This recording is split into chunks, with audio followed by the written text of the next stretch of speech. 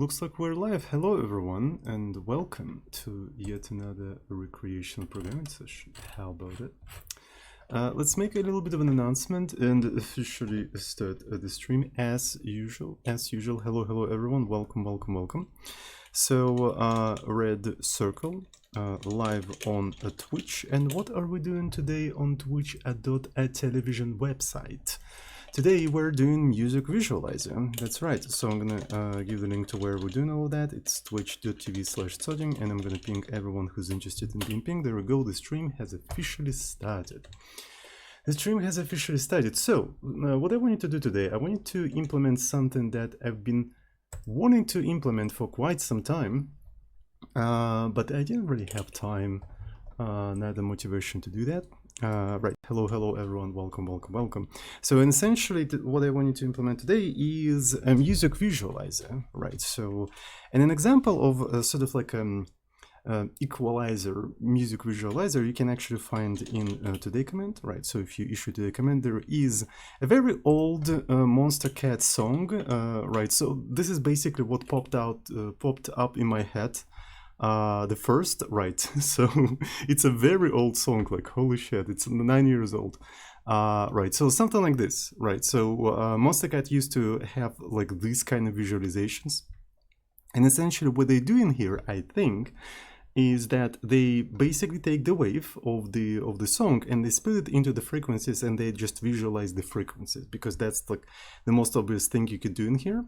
And so I want you to try to do that, and that should give me an opportunity to actually, you know, explore Fourier transforms and stuff like that. So I think that would be rather interesting. So that's basically what we're going to be doing today. So essentially, let me take a look at this entire thing. Yeah, I decided to call the project for music visualizer. I don't know, this is just like whatever. So, and I've got a permission from a very cool chiptune artist by the name Null to use their songs for our experiments, right? So you can find all of the links to their socials and stuff like that by using the song command, so check them out.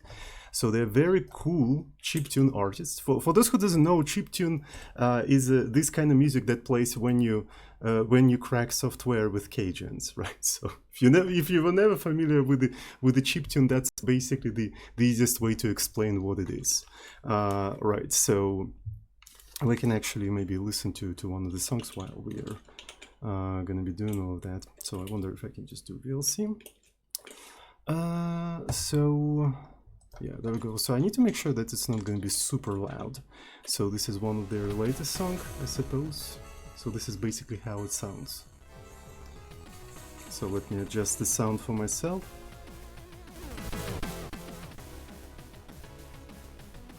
So, and this is what we're going to be using for the for our experiments. So let's actually get started, I suppose. I hope it's not too loud. Right, and let me see how we're gonna do how we're gonna organize all of that. So essentially what we're gonna be using, we're gonna be doing all of that in C, right? So we're gonna be using C programming language, and for visualization, of course, and for working with the sound as well, by the way, we're gonna be using RayLeap. So let me actually show you. So RayLeap.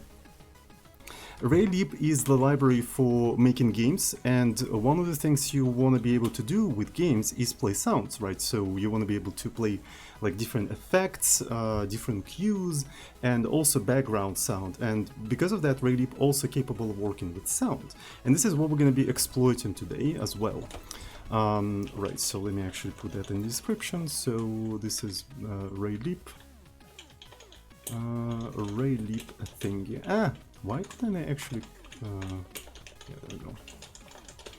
So, let's start working on Visualizer, sponsored by RayLeap. Right, I'm actually not sponsored by RayLeap at all. That's how good of the library this is.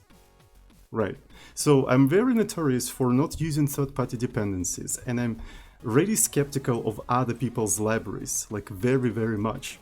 I rather prefer to implement my own thing. Imagine library being this good that I use it literally for everything. Person like me uses for like everything. That says something about the quality of this library. Right. So yeah, that's pretty cool. That's pretty cool. Okay, so let's actually start with the Hello World project. So let's just like, you know, organize stuff. And let me try to do the usual thing. And let's do the Hello World. All this entire stuff. Right, and I think it would make sense to maybe create a build script for this entire stuff. Ah! Man, like listening to chiptune right now kind of reminds me of old streams. Right, on my old streams, instead of like a lo-fi, I used to listen to like a random chiptune playlist.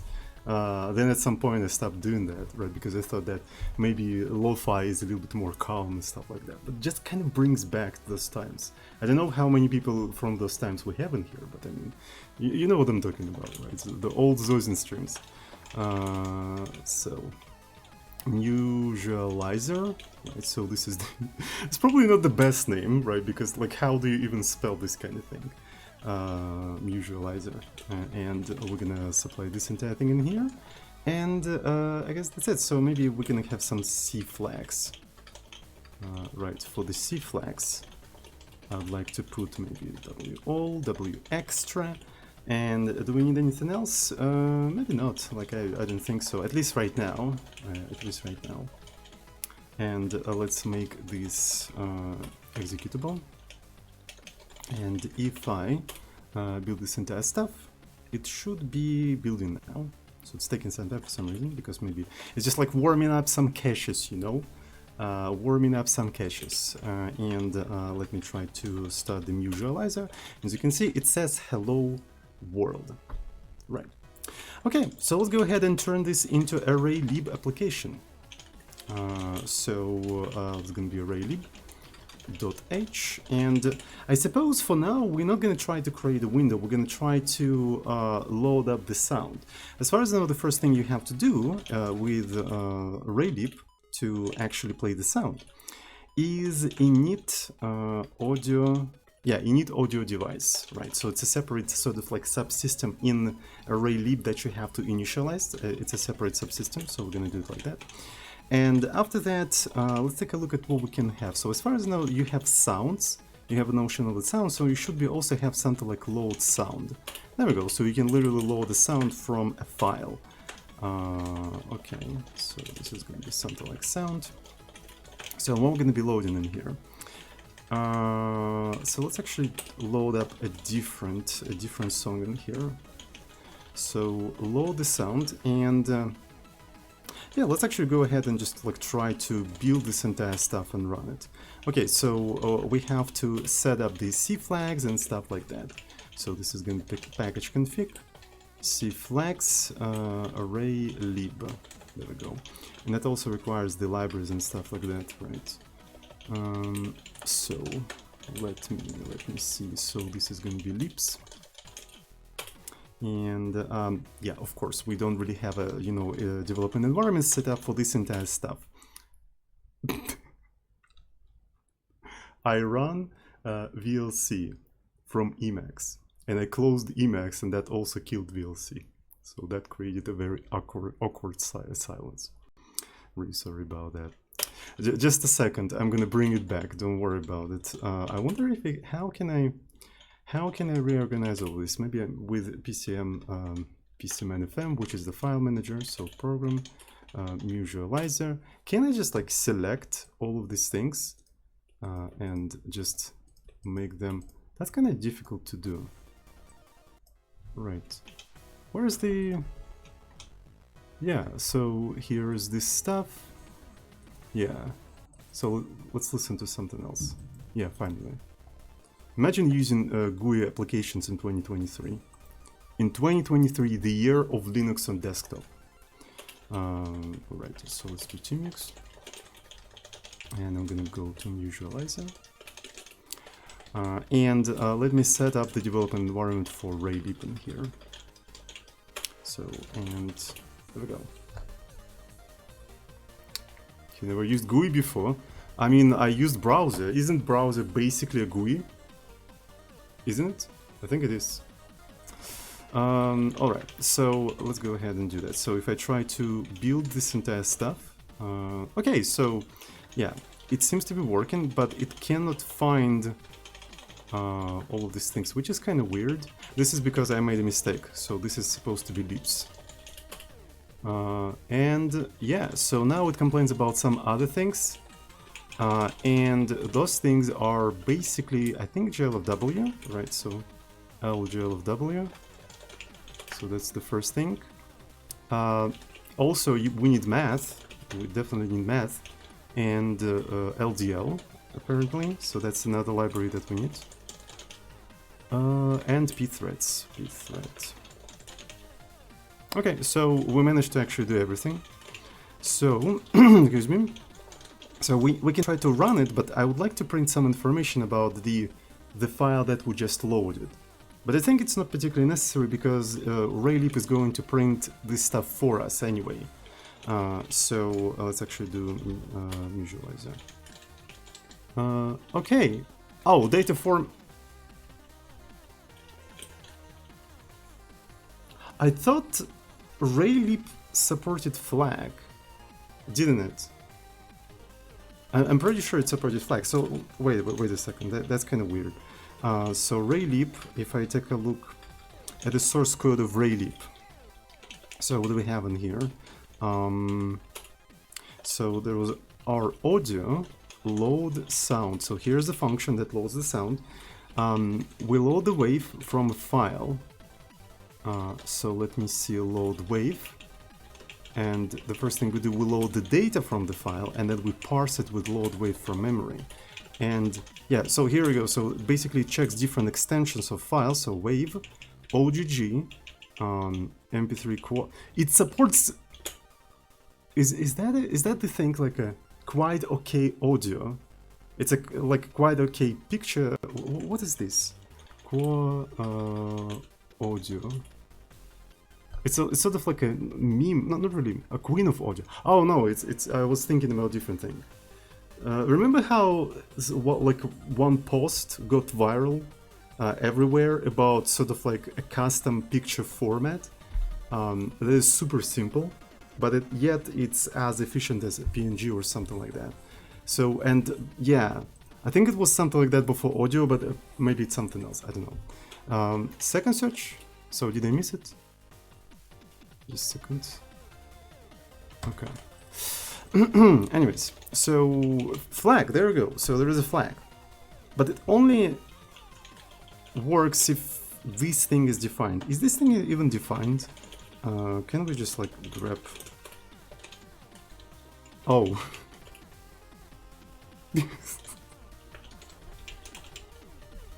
This is so funny. Excuse me. Fuck flag in particular.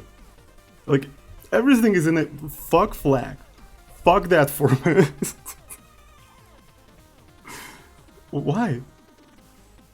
So wait. Can we blame this thing? Like why did they disable that? It's so weird. So show commits. Huh? Doesn't really show that. Maybe there's some sort of a bug with flag. It's stuck. Yeah. Okay, maybe there's some sort of a bug, so they basically like disabled or something. So probably one of the things we can do is just convert all of this thing to OGG. I hope Null will forgive us for that. Because I'm not really an expert on formats. As far as I know, flag is a lossless format, so it probably has the best quality.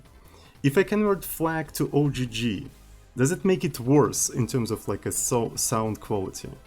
Right, probably it does. I hope Null is gonna forgive us for that. Let's actually quickly do that. Let me. So what was that? The Tower of Dreams. So let's do convert. The Tower of Dreams. So I think we can use FFmpeg. Right, so this is the Tower of Dreams, and let's just do OGG. Right, so is it going to work? So it's doing something. So it's actually, yeah, it's 42 megabytes. So it's going to take some time. All right. Actually, yeah, it's actually smaller, which indicates that it's probably compressed. So, which is probably it means that it's worse quality. Okay. According to music nerds, it would flag is lossless, wave OGG ID losing. Okay, so that makes sense. But we can't load flag, right? But maybe this is something that could be fixed like in the future releases or something like that. Yeah, 42 megabytes. That means it's a very high quality. It's a very high quality. Like it has a lot of samples. So yeah. So that's the sign of quality. We got some subs. Thank you so much, everyone who subscribed. Thank you so much, I love WC. Hello, hello, hello, hello. Lemtopia, thank you so much for Twitch Prime. And Fitalizer, thank you so much for Tier 1. Very epic Zozi stream. Thank you for gifting all the money to Jeffrey Bezos. I don't get any of that, but I really appreciate the gesture nonetheless.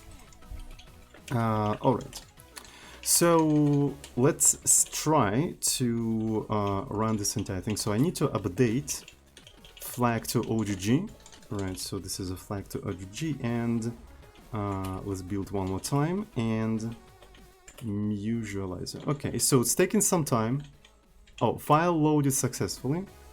That's very interesting. It's kind of interesting how much time it actually took to load it up. So it's probably processing it or something. Okay, so let's go ahead and do that. Let's try to play the thing. Ray include Ray play sound. So as far as I know, it's as simple as just this. Right, you just play the sound. But I'm not sure if it's going to work without any event loop. Right, because after you said play, is it going to block?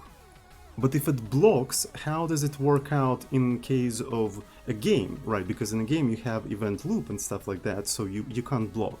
So, but if it doesn't block, we're gonna exit immediately, so it's not gonna play. So there should be some sort of event loop, I suppose. Right, in any case, let's actually try to rebuild this entire thing. And I'm gonna pause the music from here. Right, because we're gonna be, we want to be able to listen whether we manage to load the sound or not. Right, so let's do visualizer, and it's loading things up. And didn't play anything. It literally didn't play anything. Great job. So I wonder if we can do sleep 1 second. Will it play something?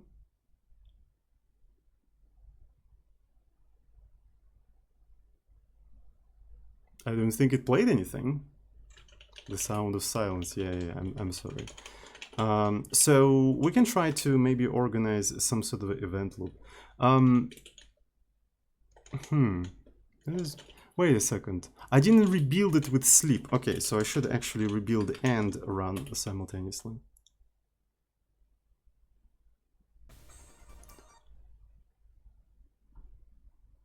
That's cool. So, which is funny because sleep blocks the current thread. Sleep blocks the current thread, which means there's a separate audio thread.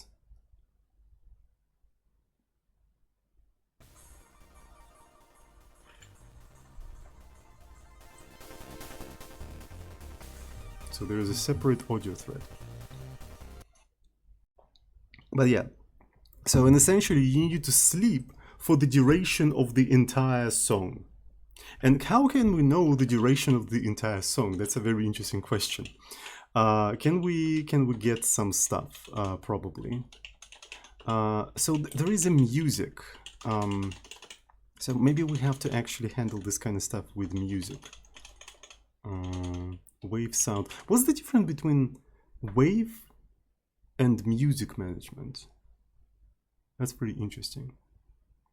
This is really interesting. So I would like to maybe try to explore that. So let's try to explore that a little bit. So I'm gonna go into the source code of the Raylib, and maybe we can take a look at some of the examples, right? So let's actually take a look. So I suppose maybe my hypothesis is that sound is for like short sound effects when you like jump or you know, shoot, because it's a game library, right? And music for sort of like a long background music or something like that. And maybe because of that, these are different entities. That actually makes sense. Like, you noticed how much time it takes to load a sound. What if the music actually doesn't load the entire music into the memory, but sort of streams it from the file, right? So, and that's why there's such a huge difference, right? Because sound's usually short and small, so it loads everything up. But music is just like it streams it from the file. So let's actually give it a try. I'm really curious.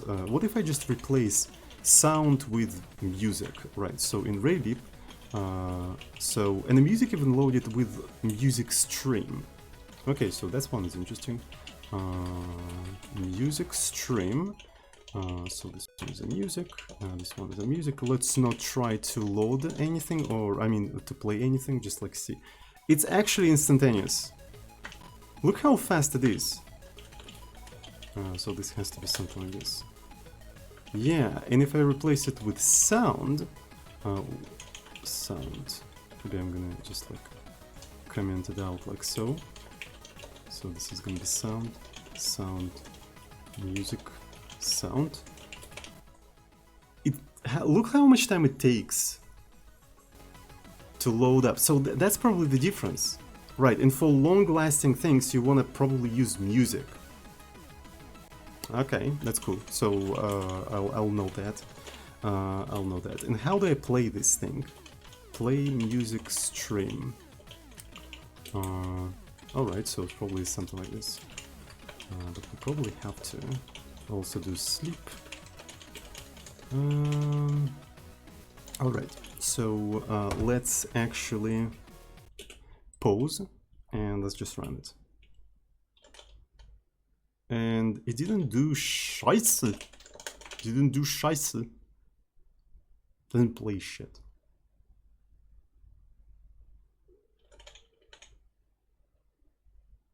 Wait a second, if it doesn't load everything from the file system, maybe we have to sort of poll it somehow. Let me try to find some examples in the Raylib itself. Let me try to find some examples. It's actually rather interesting. So if I do grep play music stream, so there's some examples. Okay, so this is like literally how you use music. Okay. Oh. Yeah, you essentially need to have an event loop, and you need to poll the music in event loop because it's not completely loaded in the memory. That's why it just loads up so freaking quickly, right? Because it's just like opens a file, but it doesn't read anything in sort of poll. But by the way, I'm pulling all of that out of my ass, right? I don't really know how exactly this entire system works, but this is sort of like the explanation my brain hallucinated for this kind of API. Right, so I don't know. So maybe music is main thread. Maybe this. I don't really know. Okay, so let's actually, you know, organize. Let's actually organize the event loop and maybe even open a file, open a window rather. Right. So I think it would make sense to actually open a window. So init window. Let's do something like this. Mutualizer. So this is a mutualizer, and it's also set target FPS to 60. There we go. After that, we need to organize the event loop. While window should close, actually while it should not close, we have to update music stream. So we're going to be updating the music stream, and then we're going to begin drawing. So this is, by the way, very important in Raylib applications, because the events are polled, the input events, the user events are polled in the begin drawing. So if you don't do that, it starts to actually lag a lot. We experienced that on some of the streams with Rayleigh. So let's do clear background and let's actually put something very bright so we can see that that everything is working. And let's maybe give it a try. So let's give it a try. Where is the thingy majingy? Okay. So and it starts to play things instantaneously. That's actually pretty cool. So we just created an audio player, right? If you always wanted to create your replacement for VLC, this is how you do that with Rayleigh. So essentially, how many lines of code do you need? This is how many lines of code you need. You only need 23 lines of code to replace your favorite music player. But to be fair, who uses local native music players in 2023 in the age of web, in the age of YouTube, SoundCloud, Spotify? Who uses all of that shit? Nobody uses that. Oh, some people use that, alright. But it's a Twitch chat, so that means they're lying. I don't believe them. So anyway.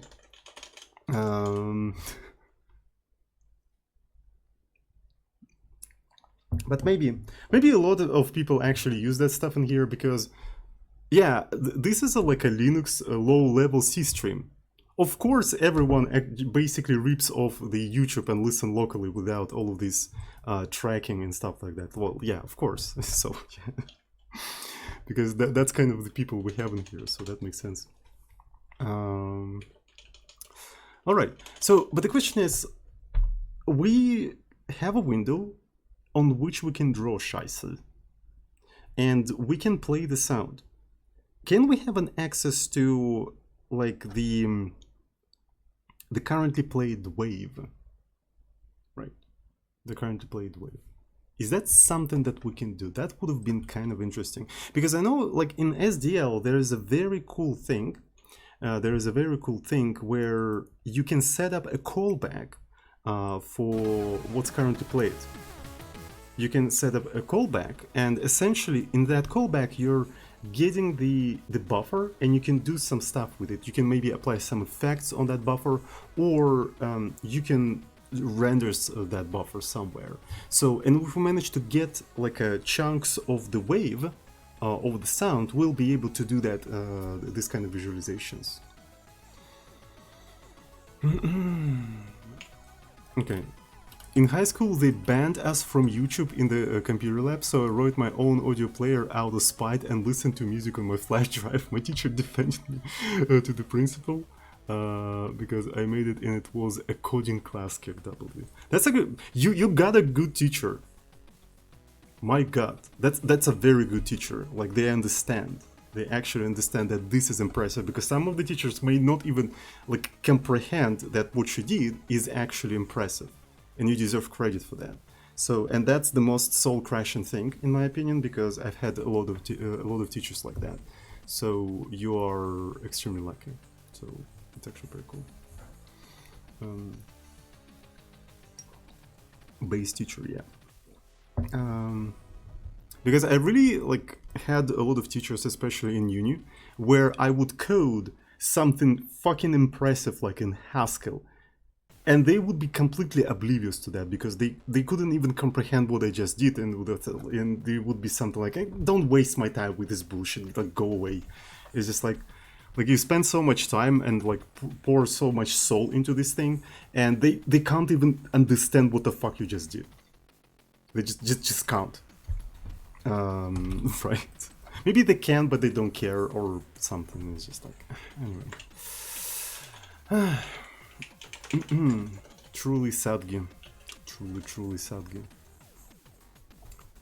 Absolutely sad game. Okay. So, let me see. So, let's take a look at the API and stuff like that. What can we have in here? So, resume music. We can actually pause and resume the music. That's pretty cool.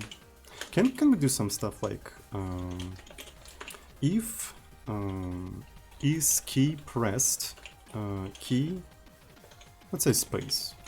So can we toggle the this stuff? We can't really. Oh, you can only pause and resume. But how do I know if something playing? Oh, okay. So you have is music stream playing. So essentially, if is music stream playing. So this is music. Right. So if the music stream playing, we just pause the music stream, music,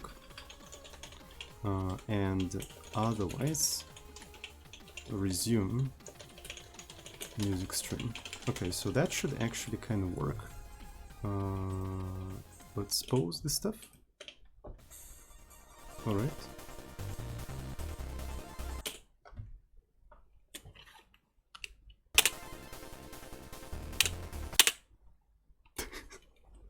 Anyway, isn't that poggers? Isn't that poggers? I think it's pretty poggers. Okay, so do we have? So we can do this kind of stuff, but the question is, how can we get the chunks? So we can update audio. I can't see Scheiße. Set audio stream callback. Huh, this one is interesting.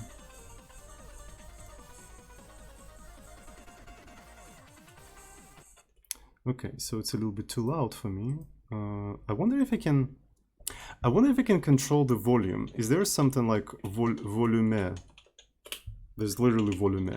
Can I make it like half of that? Because I think it's too loud on my side. I can control it for you in OBS, but for me it's just like too loud in my headphones. Can I make like half of it? Right. So because does it accept things from 0 to 1? Yeah, it should be accepting from 0 to 1. So let's give it a try. That's much better, in my opinion. Yeah, that's much better. So we can even maybe create some sort of like a UI control where we can control the sound and stuff like that. So it's actually very easy to do so. Yeah. And while it's playing, I can do some stuff actually. Okay, so you can set the callback apparently. So let me see. Let me take a look at some of the examples. How you're supposed to use this entire thing. So this is examples and grep. Let me. Oh shit. Okay, that killed something. Row stream. So audio input callback. Huh. Oh, this is for generating the sound? Yeah, okay, I see. So this is not for getting what is currently playing, it's for generating. Right, because essentially you accept the buffer and then we pawn it into this kind of thing and then we just generate some sort of a sound. So it's for generating the sounds, which is actually kind of cool. So that means we will be able to maybe implement synthesizer in the future. That would have been actually kind of cool, implementing the synthesizer. Right. So we got some subs. Thank you so much. Leonte. Thank you. With the message Sodium Pogue indeed. Thank you. All right. So that's pretty poggers. So what's interesting is that, so audio callback, it accepts the buffer and frame, so that's the only thing it accepts. And the buffer, I suppose, are the samples, right? Or maybe frames. I don't really know what is a frames, but anyway.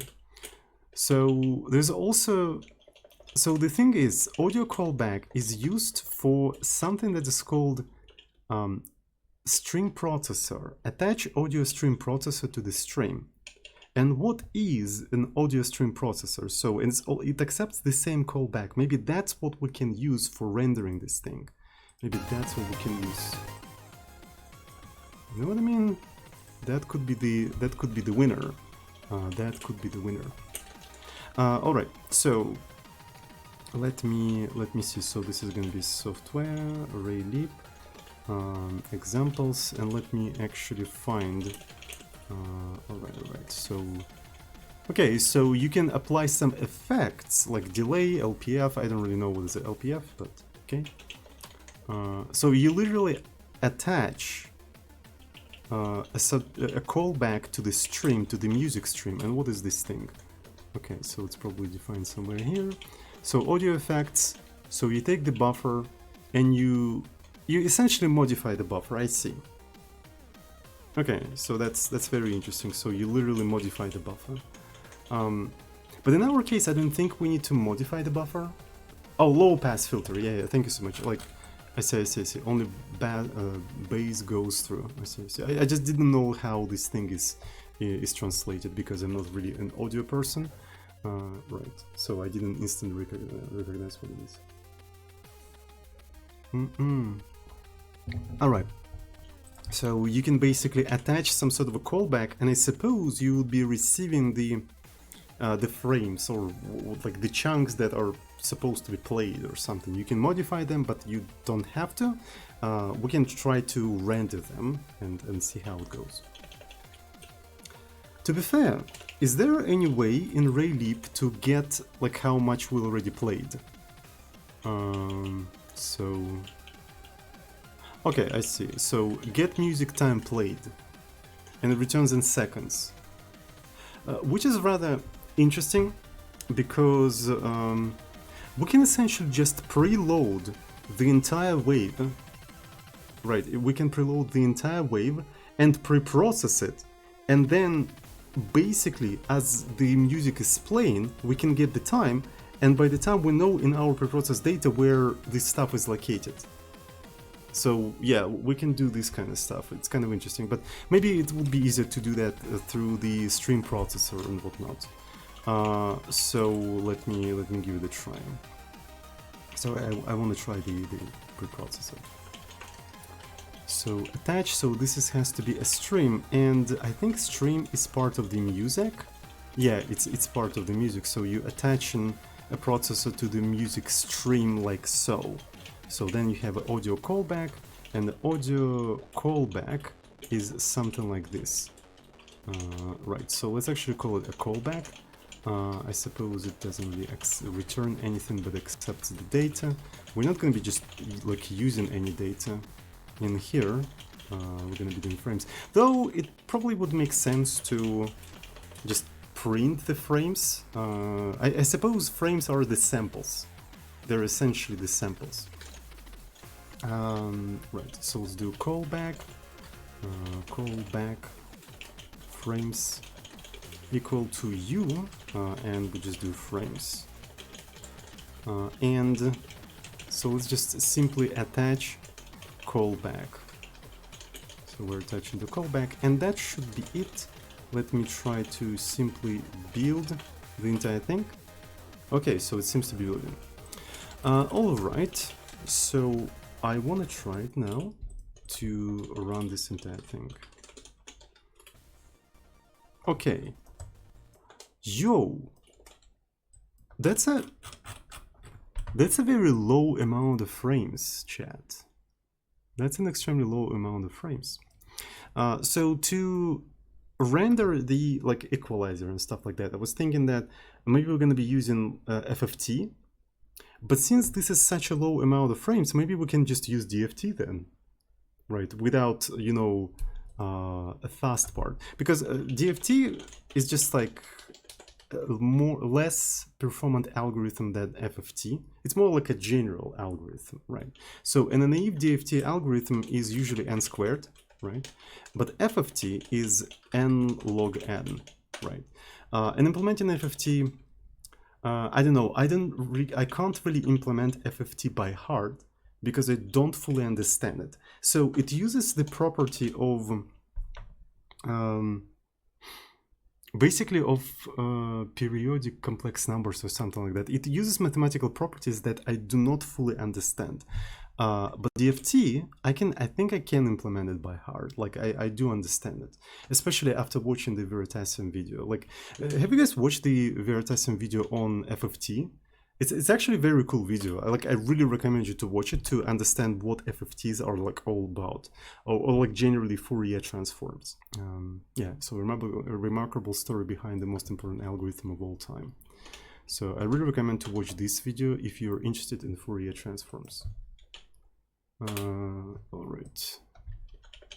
So let me see. So this is the description. Yeah. Veritasium video on FFT. Okay. So let me think. So, and since we have such a small amount of frames, we can actually do squares. So it's around like 588 or something like that.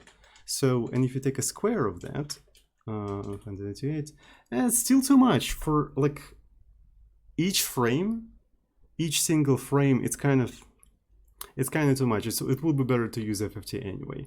But keep in mind that I still can't like understand FFT by heart, so we're probably going to be just like stealing that algorithm from somewhere. But I can try to explain whatever I understand about FFTs. So I understand a little bit. Something I think I will be able to explain. Okay, so let me try to find. Let me try to think. So what we want to do, we want to actually render this buffer data, right? We want to render this buffer data, but the question is like, what is the frames, and how is that different from samples? So one of the things I want to do, I want to get the information about the format of this file, right? So what's the size of the sample? How many channels does it have, and so on and so forth. Right, so I want to do this kind of stuff. So let me go to ArrayLib and let me find the music. So we do have frame count, total number of frames, considering channels. So what's the difference between samples and frames in music? Does anybody know? Sound? Samples versus frames. I'm going to use Google, of course. Difference between frames and samples in waveform. Yeah. Like frames, samples. A sample is the smallest usable quantum of digital audio. The term frame isn't formally defined in pure audio terms, but it's often used in relation to video that may accompany the audio track. But we don't have any video. I have a feeling that... Okay, so my intuition, which might be wrong actually, is that, so if you have two channels, you have pairs of samples.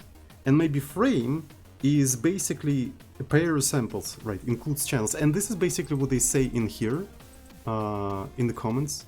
But I want some sort of a confirmation, like, right, so it's just like, difference between audio sample and frame. A sample is a set of values, multi-channel.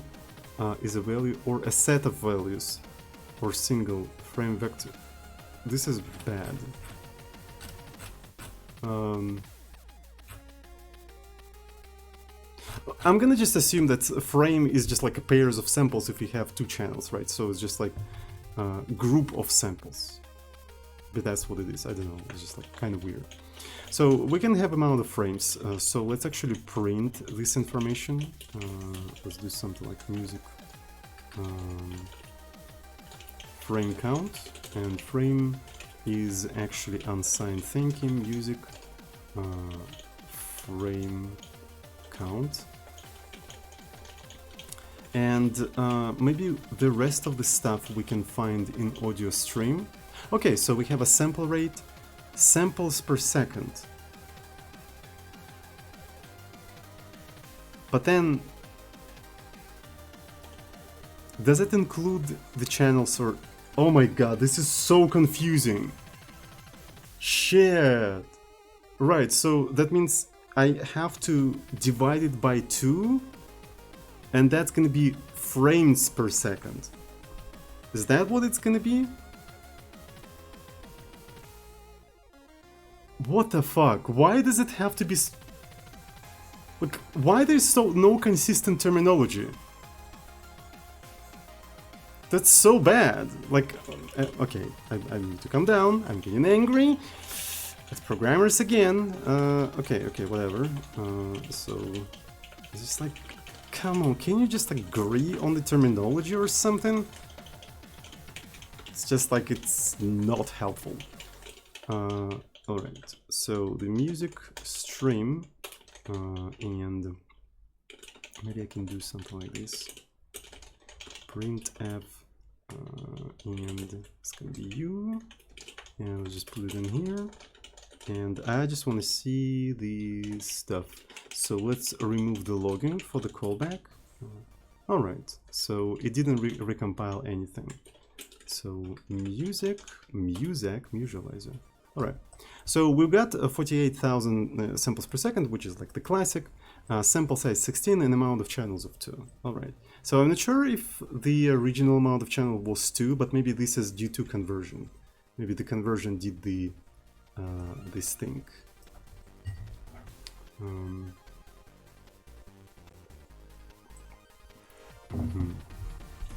So, okay, if we accept, so sample size is 16 bits, so that means a single frame has to be 32 bits. And I wonder, is it gonna be float, or what kind of, is it integer or is it float? So that's a very interesting question. So when we're loading our audio, wait a second, so there's audio row thingy, and they're using short, but this is for raw audio. So let me see how they create audio stream. Sample 16-bit short. Well, I mean, float, there's no such thing as 16 float, at least for audio. I mean, I know that there's float 16, but it's usually used for AI and stuff like that. Right, so, but here, it's not really a thing. So maybe, since it's 16, I can safely just do this thing. Maybe uin16t, so this is the pointer. Alright, and then uin16t, let's say frames. So this is going to be frames, and this is buffer data. Since buffer data is a void star, so we don't really even need that stuff. Right. For some reason, I'm really lagging when I'm... Yeah, Emacs is actually lagging when the rated thing is playing. I don't really know why, but it's just like kind of weird. It's a little bit weird. And what we can do in here,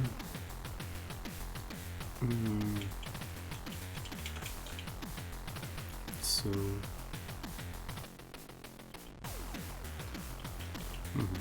so people say that they have to use in16. Maybe you're right, because it's a short. Short is actually unsigned, so it's actually unsigned.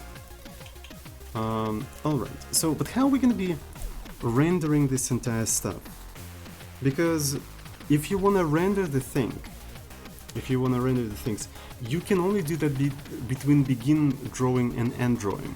And I actually doubt that callback is drawn, is called between begin drawing and end drawing. I actually doubt that. So one of the things we probably have to do, we have to have maybe like a global frames of some sort, like a global variable. So in a callback, we're going to be copying this thing in a global variable, and then when we reach the rendering, stuff, we're going to basically take that global thing and we're going to put it on the screen. You know what I mean? This is probably what we need to do. But the problem here is that the frames, they can have varying sizes. So that means we have to like do a little bit of a memory management, if you know what I mean. So yeah, let's actually introduce the following thing. So this is going to be 16. And this is like a huge problem. Is it going to be called in a separate thread? If it's a sound, Like, and it's not really particularly that well documented, so it could be actually kind of dangerous to do this kind of thing. But anyway, so I'm gonna do null, and let's introduce something like capacity, right? So this is gonna be capacity, how much we already allocated. So essentially my idea is that I'm gonna be allocating that on a heap. But another thing would be to just maybe pre-allocate limited amount of frames in here, right? So limited amount of frames in here, and basically if you have more, just ignore the rest. Yeah, simply ignore the rest. That could be one of these things. So, and I need to give this thing a name, so I don't really know how to call it, like a global frames, and then we can have global frames count. Global frames count. So that's basically what we can have in here. And that's very, very interesting.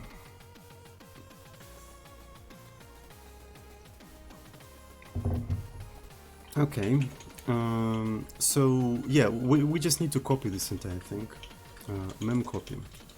So the target is a global frame, the source is buffer data, and how much do we want to copy actually? So we have to copy frames, but interesting enough, frames is pair of those things. So that means we have to copy int 16t, right, int 16t, but multiplied by 2, right? So frames multiplied by 2. So this is how many int 16, so this is how many shorts we need to copy into this sort of like a global frames. So that makes sense, I think. And then we can save the amount of frames that we got in here. But that's kind of dangerous, right? So that's kind of dangerous because essentially this thing can be bigger than whatever capacity we have in there. So let me introduce a macro, something like array length, the classical macro that I use everywhere, and just do size of axis divided size of axis 0. So that gives me the size of this array. And essentially I can say if frames is for whatever reason bigger than array length of global frames, it's going to be reassigned to this entire thing. It's going to be reassigned like this, so it's never going to copy more than whatever we're supposed to have in here. But that is also not particularly true, so that means we have to actually divide it by 2. Frames and samples are confusing, and I wouldn't be surprised that in the sound related software there is an enormous amount of vulnerabilities related to buffer overflows, because this is confusing. This is straight up confusing, like frames, samples, and it's all so inconsistent and it's so not like really well defined. It's just, is that a thing? Is that a thing that in a sound related software there is a lot of buffer overflows because of this kind of shit? I can see that being a thing actually. I literally can see that being a thing because that's fucking confusing. So this is not frames, so that's one of the things we have to realize. This is not frames. Maybe to make it a little bit easier for myself, I'm going to store frames as 32 because it's pairs, like left and right channel. On top of that, I think I'm gonna say, yeah, I'm gonna actually hard code certain things. After we loaded the music, I'm gonna just assert we only work with the music of a sample size 16, at least for now. In the future maybe we're gonna make it more flexible, with the channel equal to 2, and sample rate, I don't know, I don't really care about the sample rate right now, so I don't think it's that important. Right, so, and since we hard coded all of that, this is a single sample, right? So it sort of like denotes the slot into which I'm actually, you know, saving all this kind of stuff. And in here, we don't have to do 2. This is going to be 32, and I don't have to think about this kind of stuff. So I know that the single frame is 32 bits and I just like work with that. Right, and this is the amount of frames I have in here, and everyone is happy, and this entire thing doesn't even have to be nulled. Right, I just like do it like that. There we go.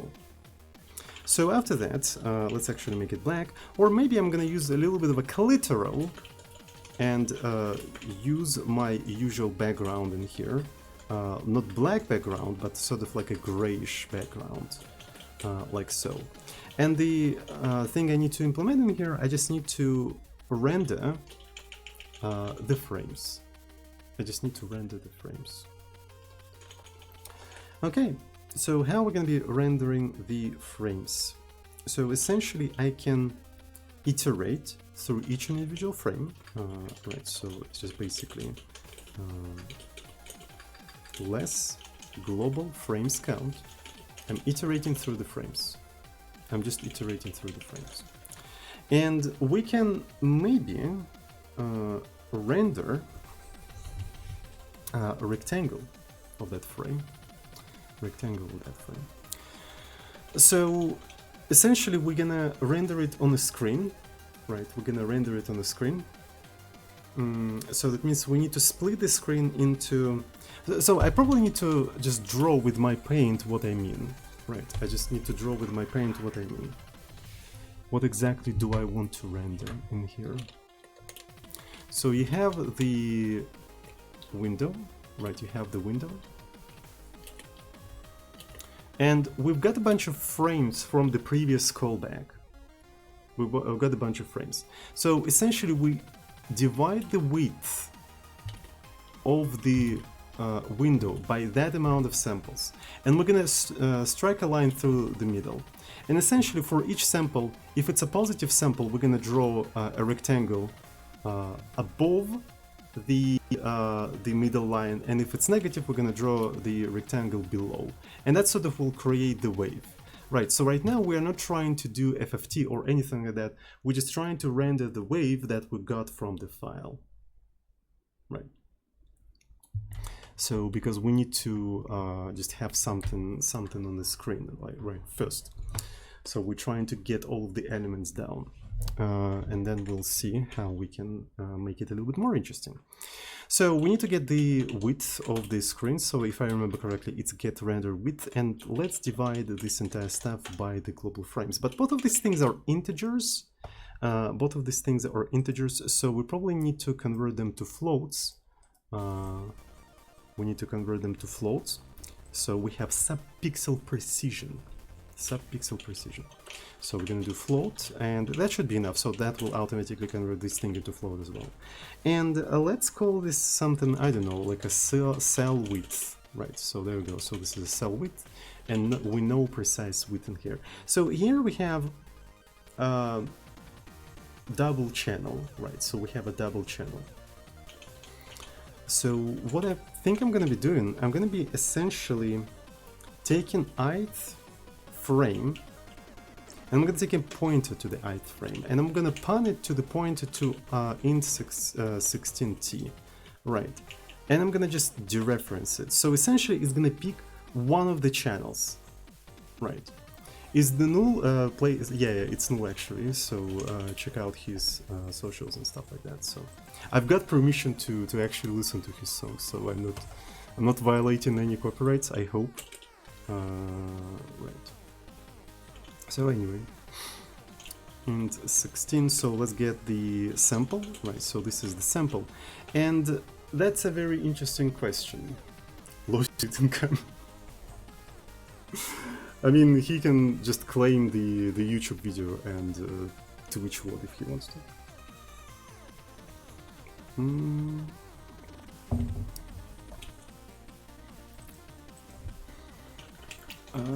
All right. So line 15 frames squared. Oh, okay. Thank you. Thank you so much. Alright, so we get the sample, and how are we gonna render this entire thing? I would like to maybe print the sample somehow. Yeah, you know, I'm gonna go ahead and just print the samples on the screen, because I want to be able to see like what they are. Right, so how they look like. And after I print them, I'm gonna exit out of this entire application. Right. Though we may not necessarily even have anything there, so that's the problem. So I'm gonna exit if global frames count is greater than 0, so that means the callback was called at least once, right? Because at the beginning it's 0, so, and that might be the true when we only start the application. Okay, so let's actually give it a try. So uint requires stdint, memcopy requires a string, so what else do we have in here? So this is frames. What else do we have in here? Assert wants assert in here. What else do we have? So channel set probably. Oh yeah, okay, so that kind of worked. So let me put new line in here. Okay, so there's implicit thing, so maybe we need std_lib. Alright, so the first batch of things we've got is rather bizarre because it's all zeros, which I do not particularly understand. I wonder if this is because at the beginning literally we have a little bit of a silence. One way we can try to confirm that, maybe we don't do that and we'll just do the space in here and just like new line. So let me now recompile this entire thing. Okay, it recompiles, and let me just try to run. Okay, that looks believable, believe it or not. Right, so these kind of samples, they do look believable. Some of them negative, some of them positive, and stuff like that. That's actually very cool. All right, so I think we got the samples, right? So we can try to use them. All right, so I'm gonna try to literally render them now. The question is, do we have like a int 16 min and max? I think we do have it. Right, so I need to draw a rectangle. Array_lib, draw rectangle. That should be pretty straightforward according to my calculations. We're going to be using red color. Position is going to be starting from 0, so I multiplied by cell width, right? So this is position of x, but then we need to decide the position of y. Width actually is super straightforward. It's a cell width, it's nothing particularly special. Right, y. It has to start from the middle of the screen, so we take the height and divide it by 2, so this is from the middle of the screen. So if the thing is positive, it has to actually go up. It has to actually go up. So for now, I think I'm gonna render only positive things.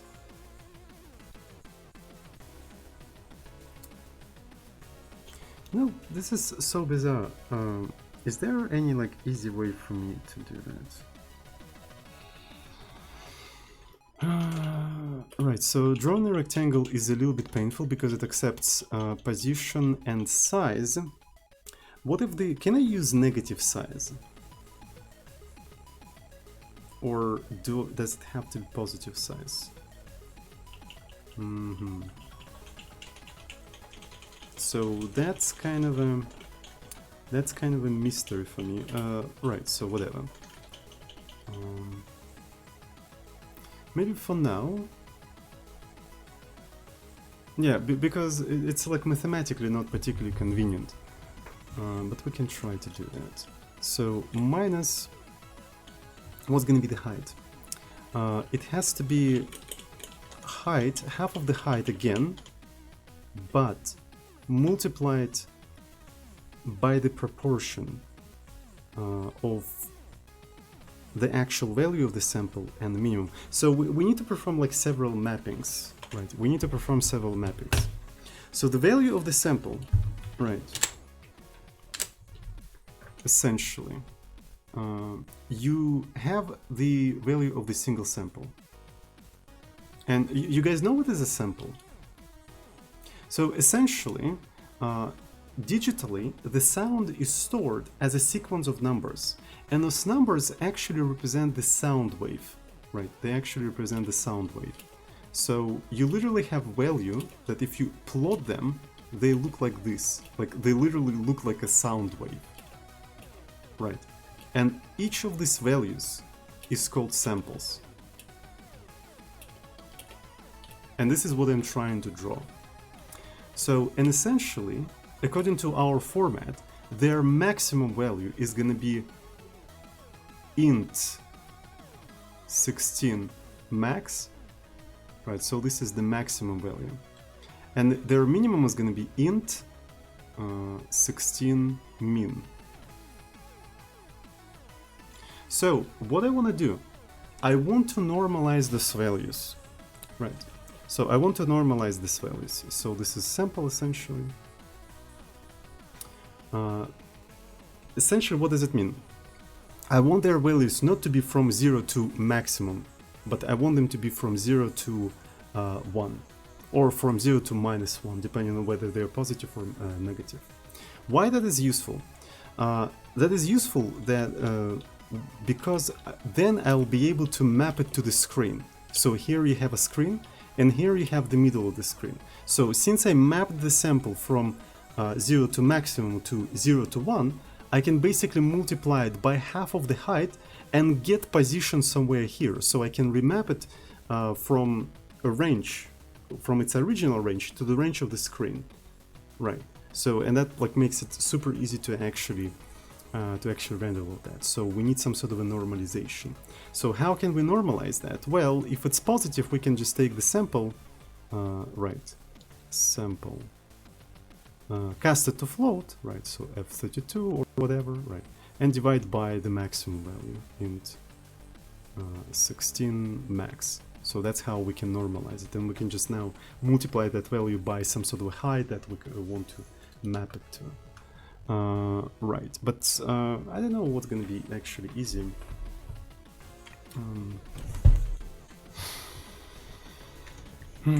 So there should be some sort of like a quick way to map all of that stuff. So let me maybe factor out things like width of the screen, and height of the screen. All right, so this is going to be width, get render width, and h, get render height. So, and we're gonna just do it like this. This is the height. Right. Okay, so we'll get a sample. If the sample is positive, we can just do sample float divided by int 16 max. But if it's negative,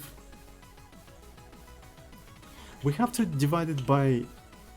Maybe we can just keep it as max, actually, because it's like nature will... Even though int max negative is not particularly equal to int minimum, I don't think it's that much of a problem, just like off by 1, but is it really that important? So I think just doing that should be enough. If it will create any problems, we will fix them.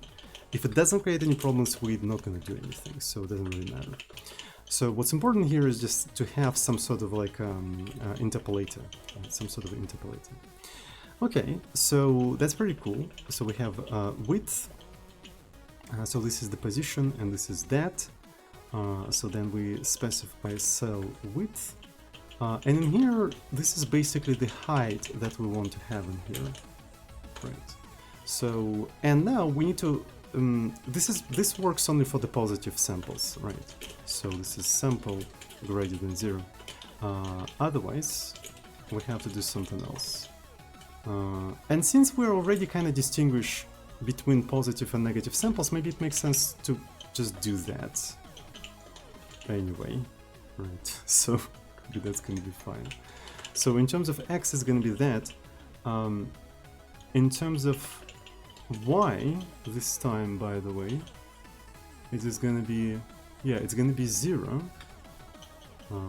Width is gonna be that, but the height, yeah, it would be actually better to keep it like this. So since sample is negative, this thing is also negative, we divide one by another, it is going to become positive, so that theoretically should just work out, I think. I think that is it. I think this is literally it. So let's try to compile this entire thing and see if it's working. Alright, so let's actually pause the music that we've been playing in here and see if we manage to... That is very funny. It's also printing something. Yeah, so it's printing a new line in here. Okay. That was really strange, but anyway. So this doesn't have to be, it has to be half of the height. Does it look like a sound wave?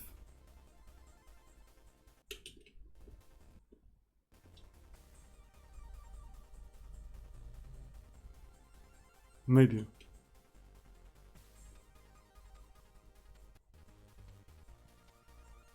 Kinda, yeah, it kinda looks like a sound wave, but at the same time. So, yeah. Maybe we have to look at the bigger period of time.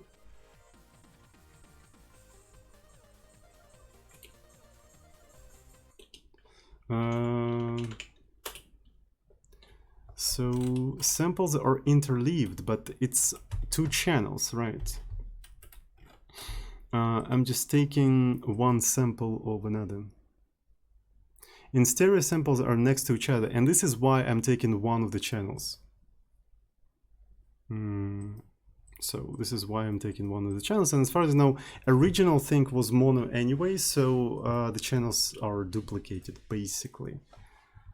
The channels are basically duplicated anyway, so...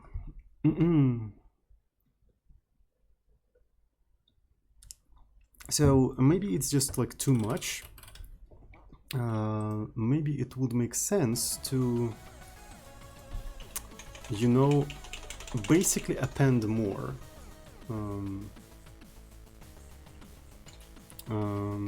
Basically append more.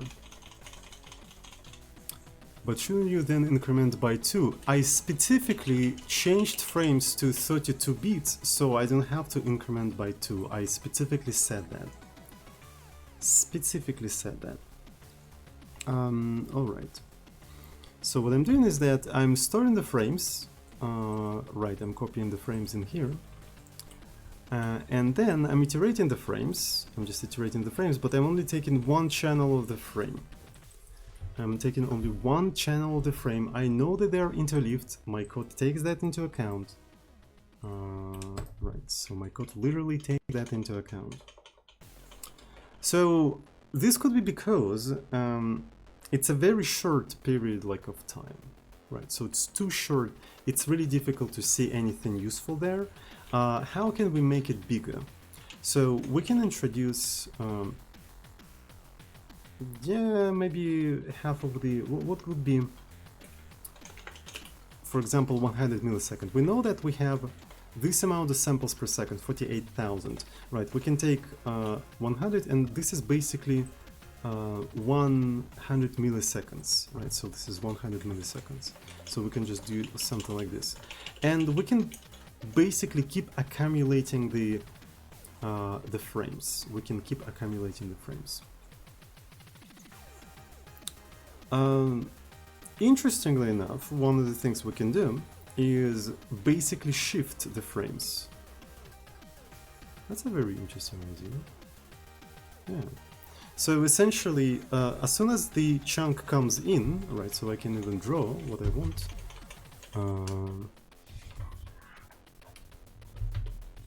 So we have some sort of a buffer.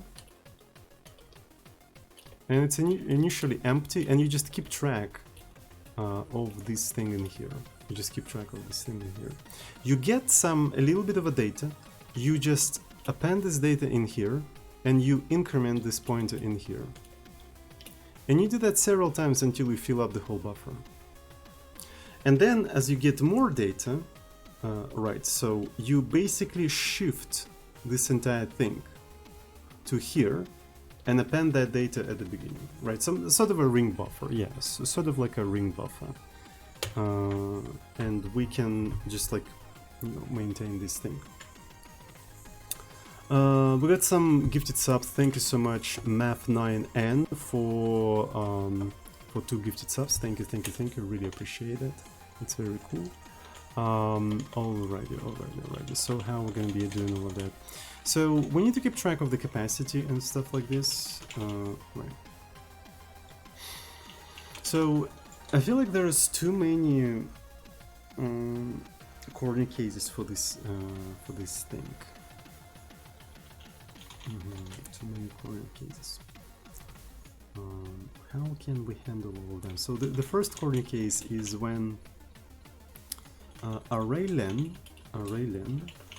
global frames. So this is basically the capacity, the capacity of the array, plus actually minus global frame count. If we take the capacity and we subtract this thing, right, and if this thing is bigger than the amount of frames we're trying to put in there, so that means this amount of frames will just simply fit in there, and we can just simply append that thing there, right? So we just need to append it there. So it means we're going to be copying this thing at the end. So by the way, this is sort of old code. Let me outline it.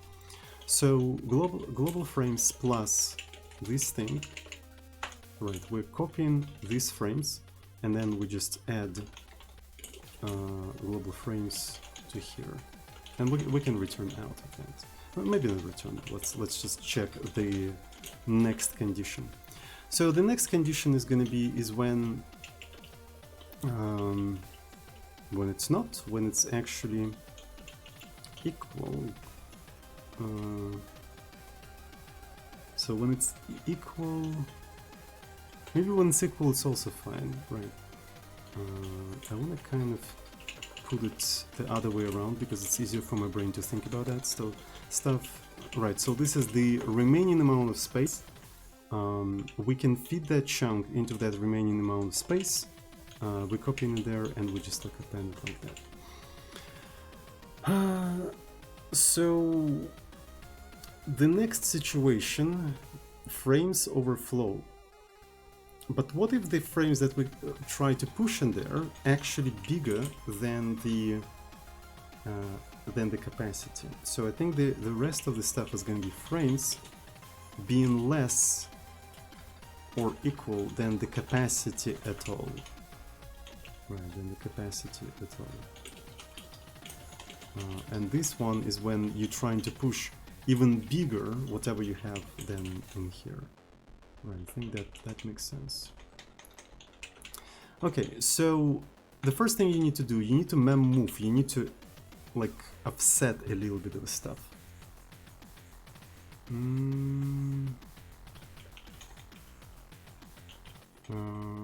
Yeah, I have to do it like that. Thank you so much. Whatever.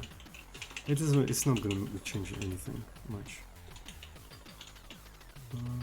Move.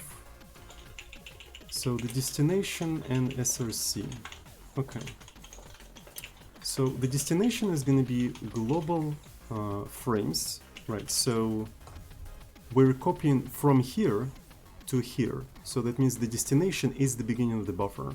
The destination is the beginning of the buffer. But what's the source? So we need to push this kind of thing in here. So it's basically the size of the frames, yeah. That actually makes sense. So source is going to be global frames plus size U in32T multiplied by frames. And how many we want to copy? We want to literally copy this amount of things. Right. So this is the source, and there we go.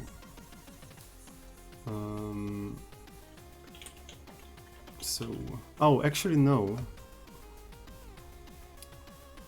We need to copy the capacity minus the frames, yeah. So it means we need to take the capacity minus the frames.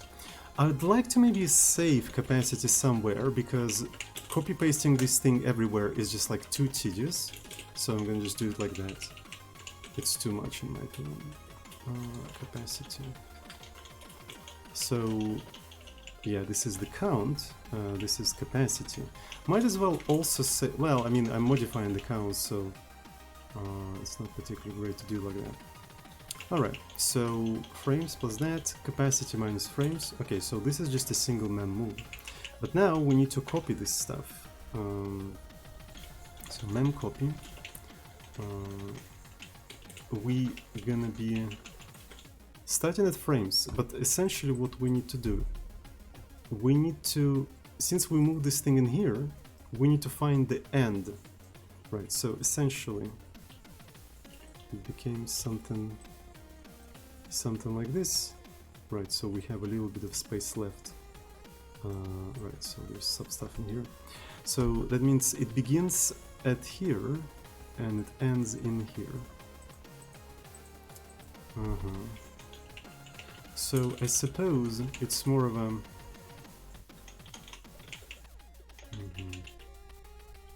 Oh, by the way, I didn't have to decide. Freaking C!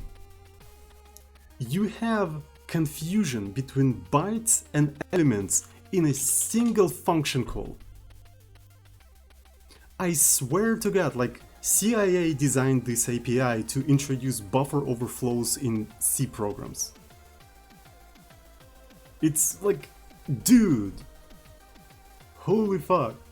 In a single API call, you already create confusion between bytes and freaking elements. My god. It's just like, dude. Alright, so in here, what we have to do is just like this thing. So this is where we... yeah, so this is where we're copying. And the source is the buffer data. And we're copying this kind of thing.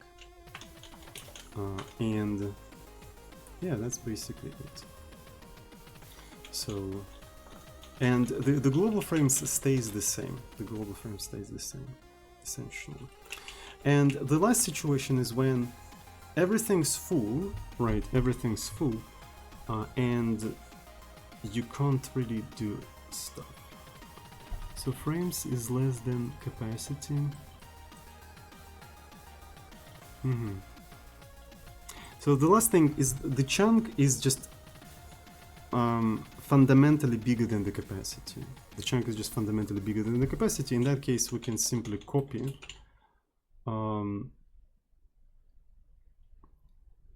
the destination is going to be global frames. The source is going to be buffer data. Yeah, we can just copy whatever. It doesn't really matter.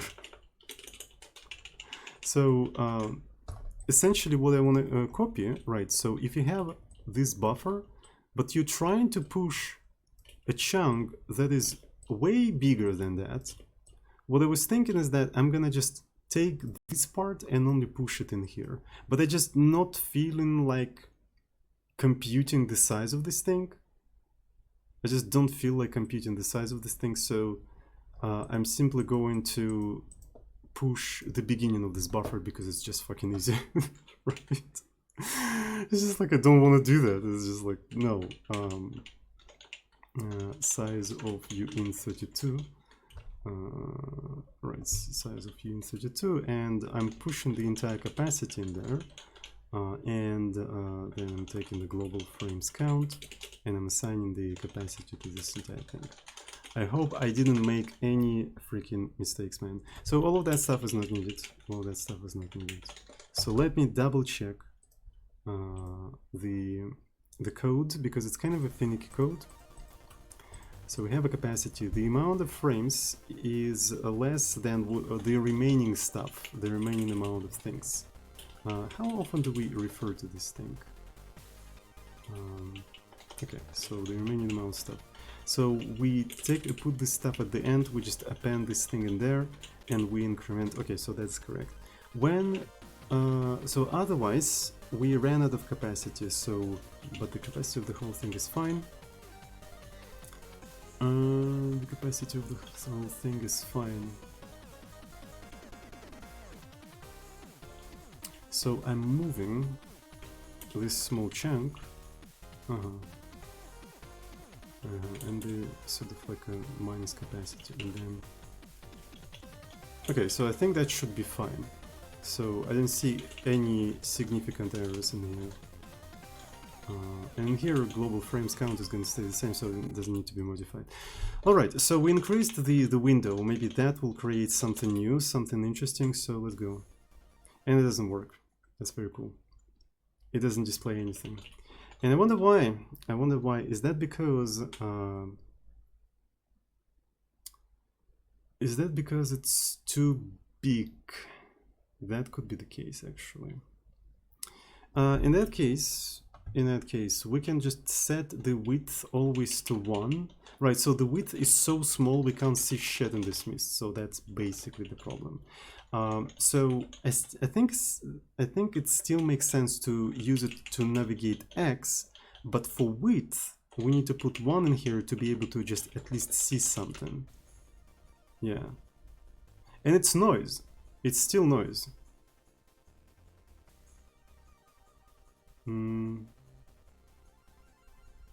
So we can't.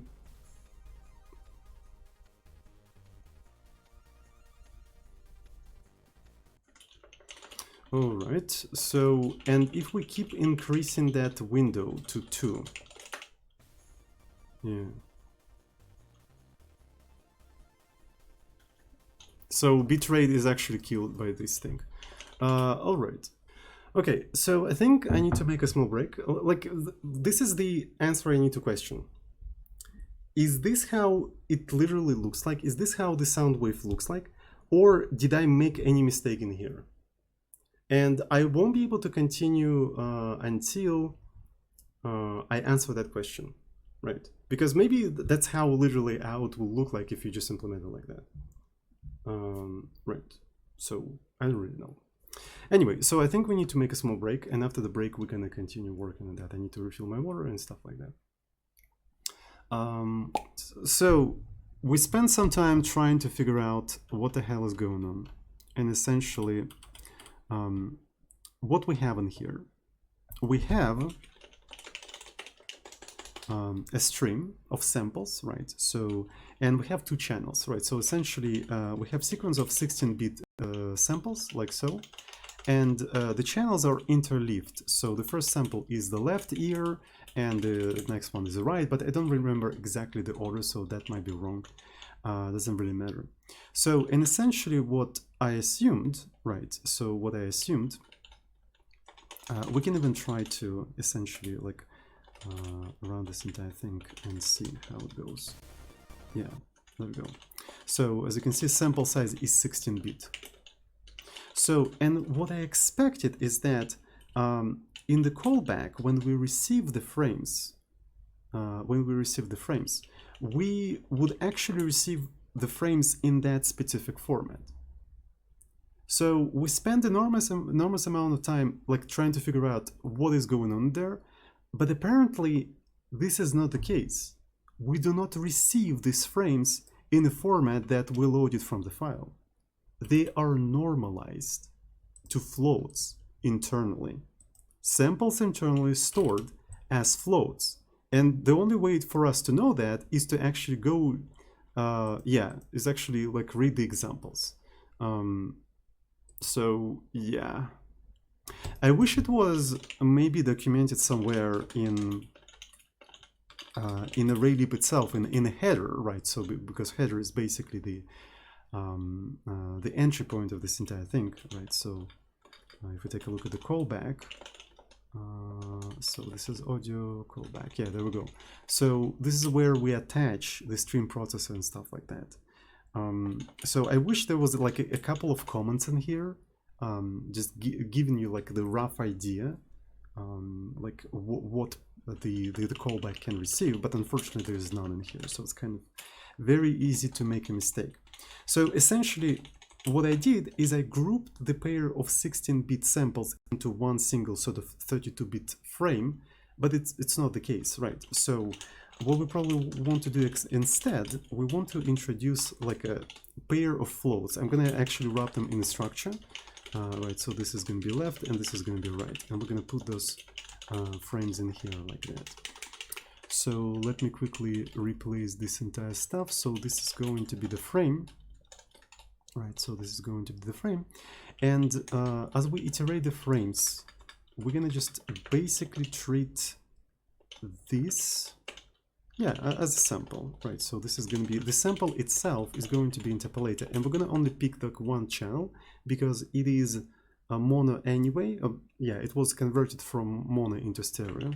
Right, and that is basically it, I suppose. And if we try to rebuild this entire stuff one more time, right, let me try to see, and I'm going to, there we go.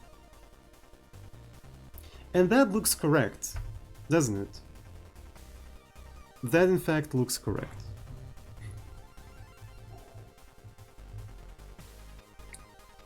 So yeah, that took some time. That took a lot of mental health from me, but we managed to figure it out. We managed to figure it out.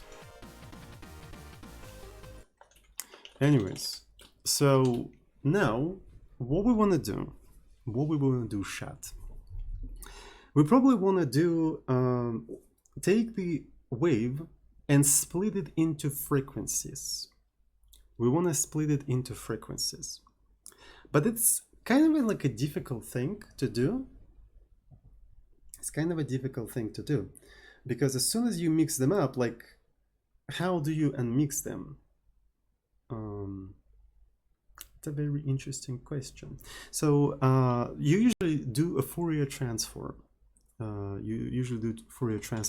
And as already mentioned, you may want to watch this Veritasium video on FFT. It actually explains it really, really well. It explains it really, really well.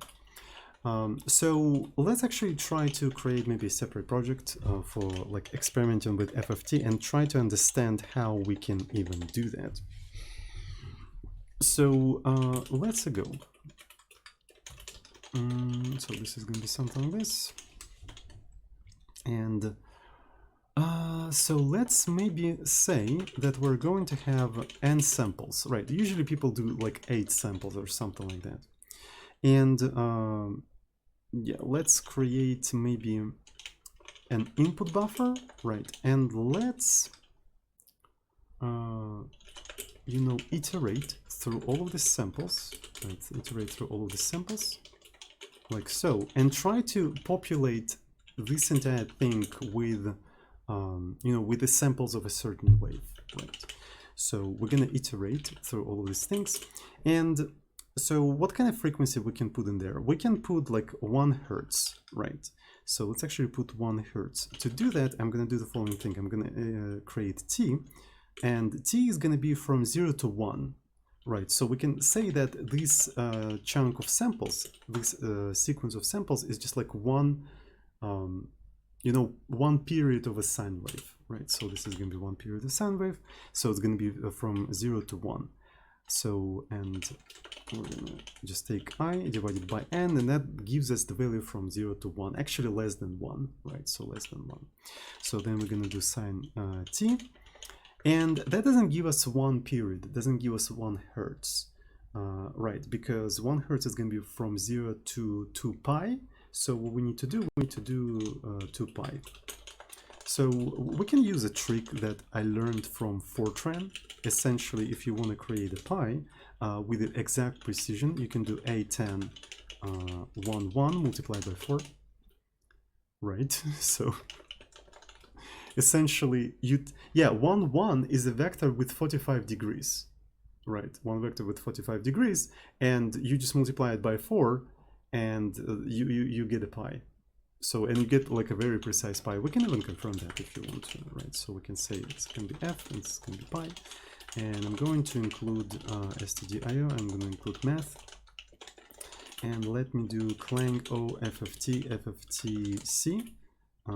Right, and this has to be A10 tooth. There we go. So, but on top of that, we also need to link this entire stuff with math, and this is going to be FFT. There we go. So this is rather precise pi, and why it is useful like that is because like you can have pi of any precision. At least that's what Fortran taught me. Right. So in that case, you probably want to do LF, but it doesn't give you more after the period. So what if we put 9 in here? Look at that precise pi. Is that a precise pi? I don't remember the digits of pi, but I mean that's probably very precise pi. Probably not. I don't know. But anyway, so this is going to be float, and we're going to be doing F. So we got some stuff in here. So let's actually print the values of those things. Right, so let me see. It's going to be n plus plus I. And F. Got nothing because we didn't provide anything in here. There we go. So is that a single period? It doesn't look like a single period. It doesn't particularly look like a single period. Which is really strange. Like, why?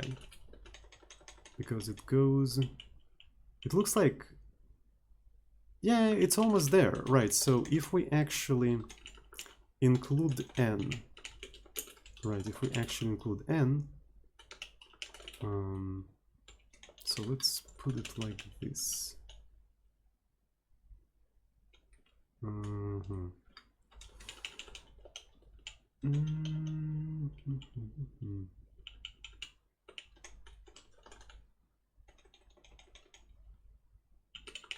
Yeah, that's what I wanted, I think. Yeah. So essentially, since we don't get to the n precisely, it doesn't really become 0, but it's actually getting there, right? Okay. So that's like a single hertz, single thing. So I think that makes sense. It's a single period. All right. So we can try to mix up more frequencies than there. So we can, for instance, add a frequency of 3 hertz, right? So 3 periods within a single thing. And how can we sort of uncompress that information? How can we uncompress that information? That's a very interesting question. So if you watch that Veritasium video, you will learn that if you take your samples and multiply them by a wave of a certain frequency, right? So let's actually see. So in the Veritasium video, it's actually demonstrated really well with visualizations and stuff like that. So essentially, let's assume that you have some sort of like a wave like this, and you basically take a wave of a certain frequency, and just for each sample, you multiply those samples together. What you're going to end up with is another wave. It is another wave. Right. And if this specific frequency is part of your signal, you're going to end up with a wave that it has a positive area under the curve. So that's the property we're taking advantage of. If it's not part of your signal, it's going to have some parts below 0, right? But if it is part of your signal, it's going to be actually above. So the sum of the products of a sample and that wave is going to be positive.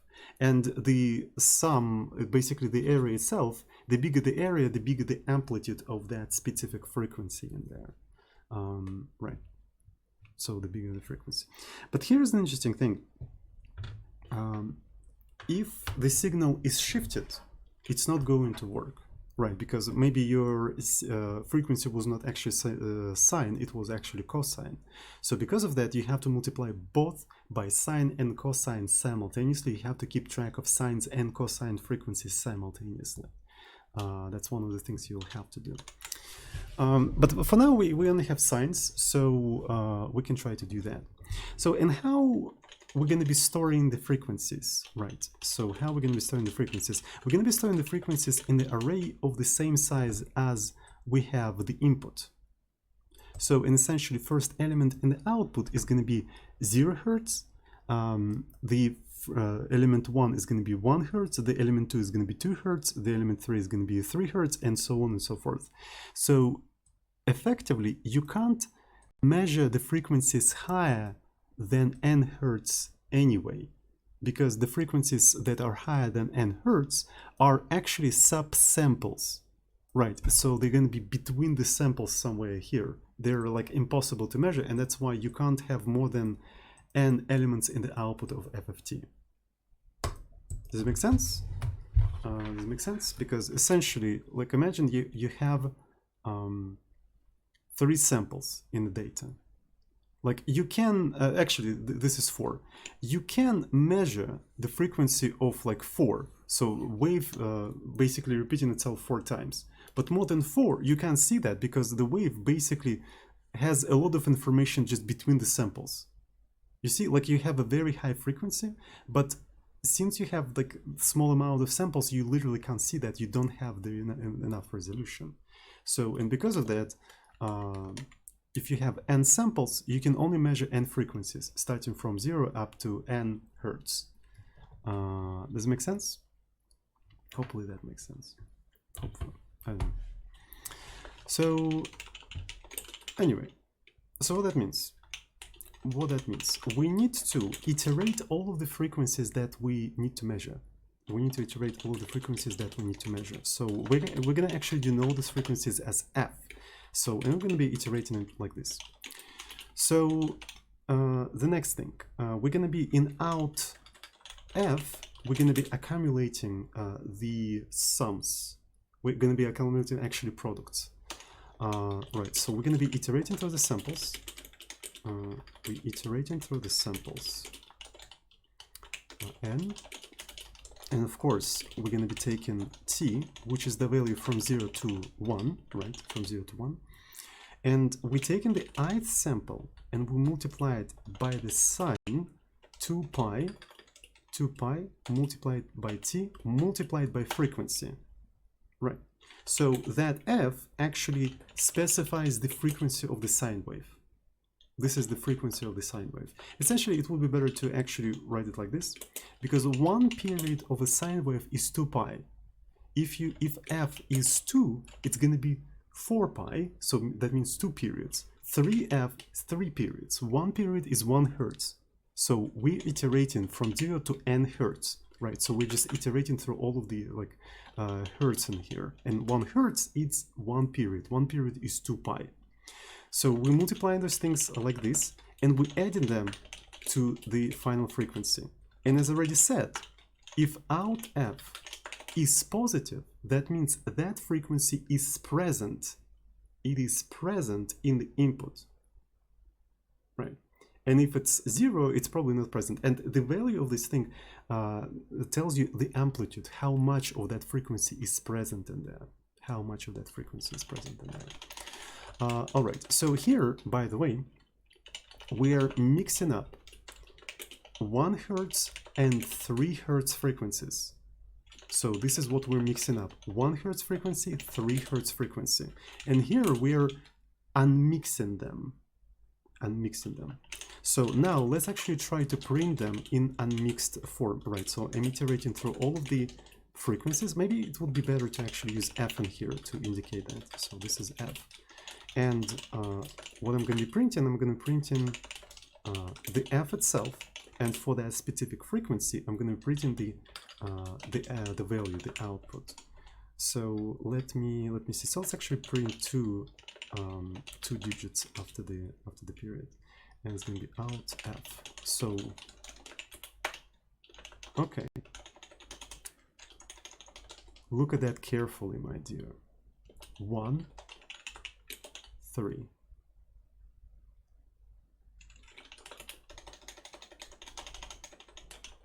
One, 3. Let's change 3 to 2. 1, 2. So we mixed different frequencies and we just unmixed them.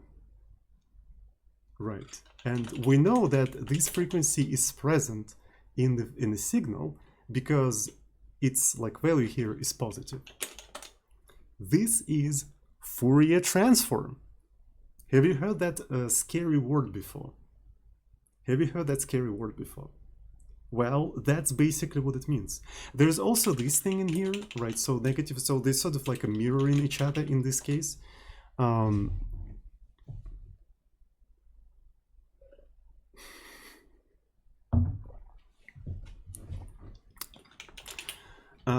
But here's the interesting thing. If you replace sine with cosine, you can't see shit in this mist. You can't see scheiße in this mist.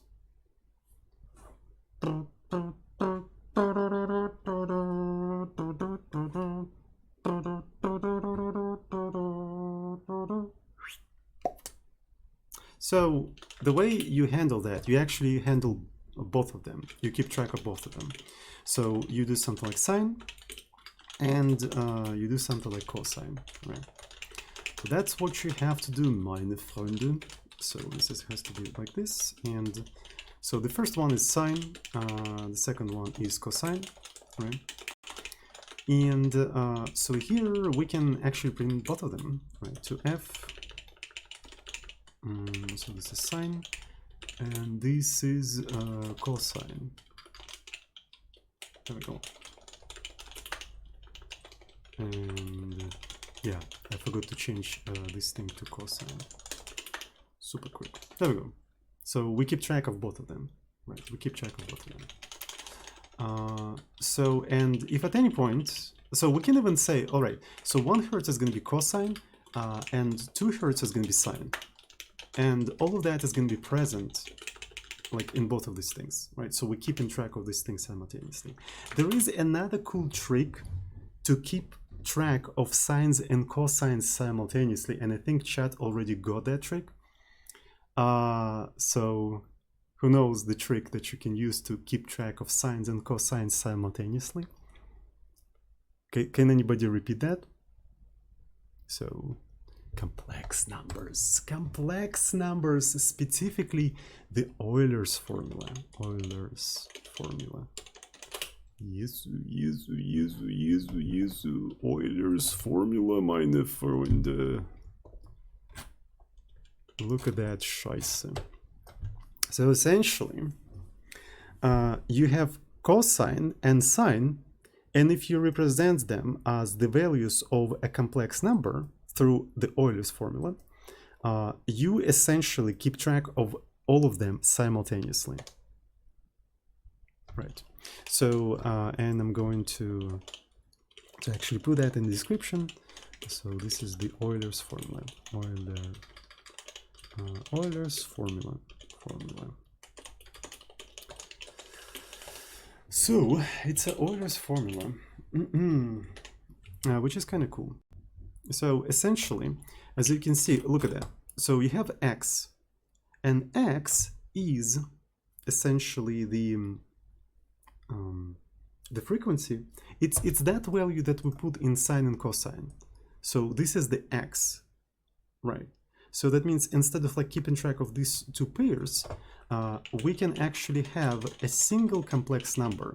So as far as I know, C does have complex numbers. C complex numbers.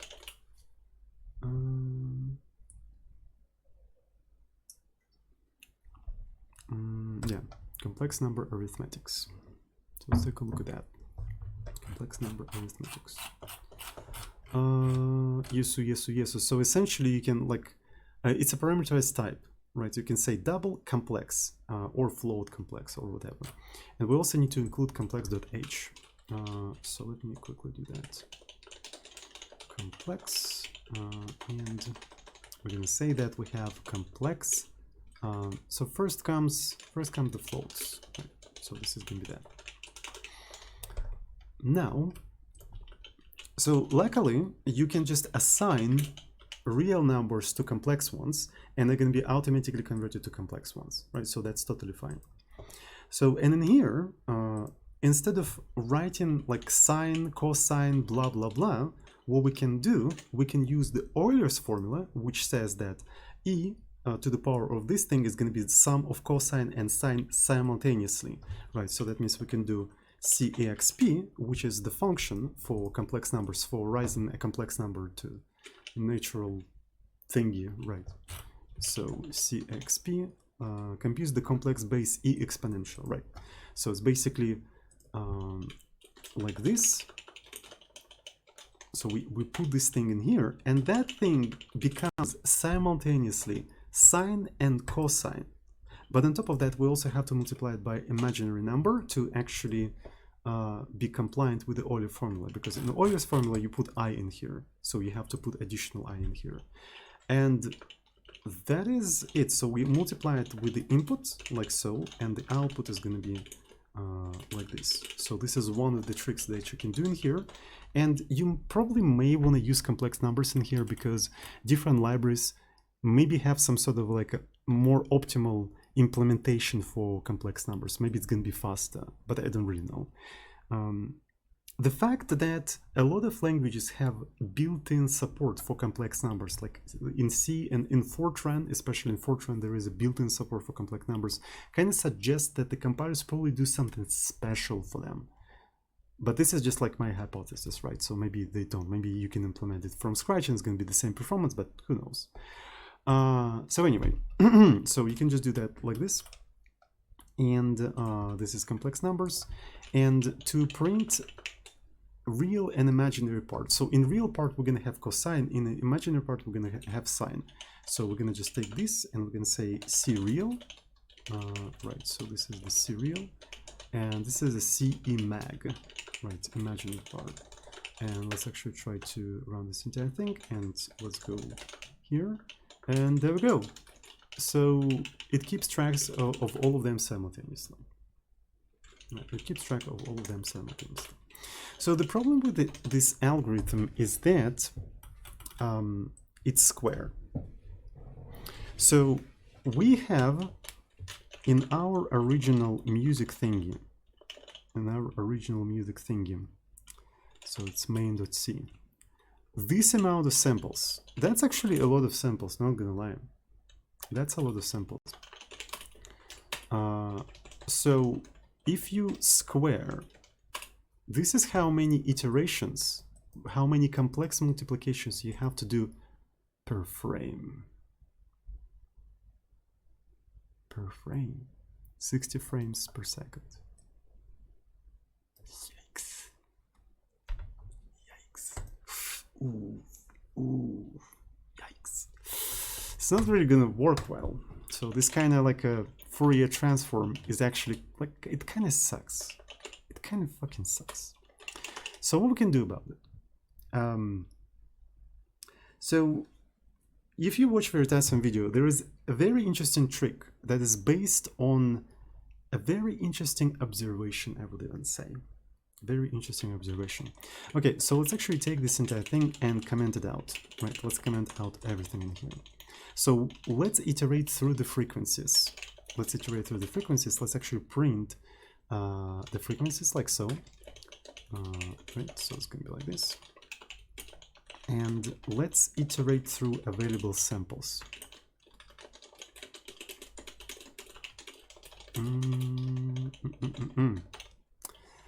And the way we're going to do all of that, so I'm going to just print this stuff like this. So maybe I'm going to remove space from here and put it in here. So this is going to be f.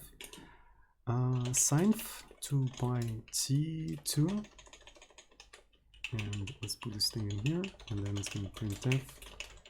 And so let's basically print all of the values of the sine for all of the frequencies that we care about. Okay. So let's actually also limit the amount of things. Yeah, there we go. So this doesn't really look particularly great. There we go. So that looks all right. And maybe I would even put like something like 5 in here. Yeah, there we go.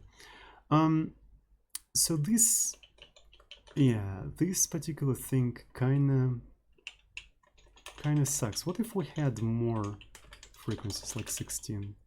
Yeah, that's a little bit better. Do you notice anything particularly interesting in here, chat?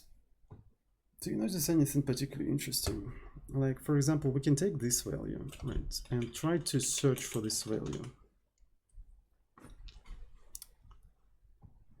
They kind of repeat, don't they? They kind of repeat. In fact, a lot of them repeat. Like, what the fuck?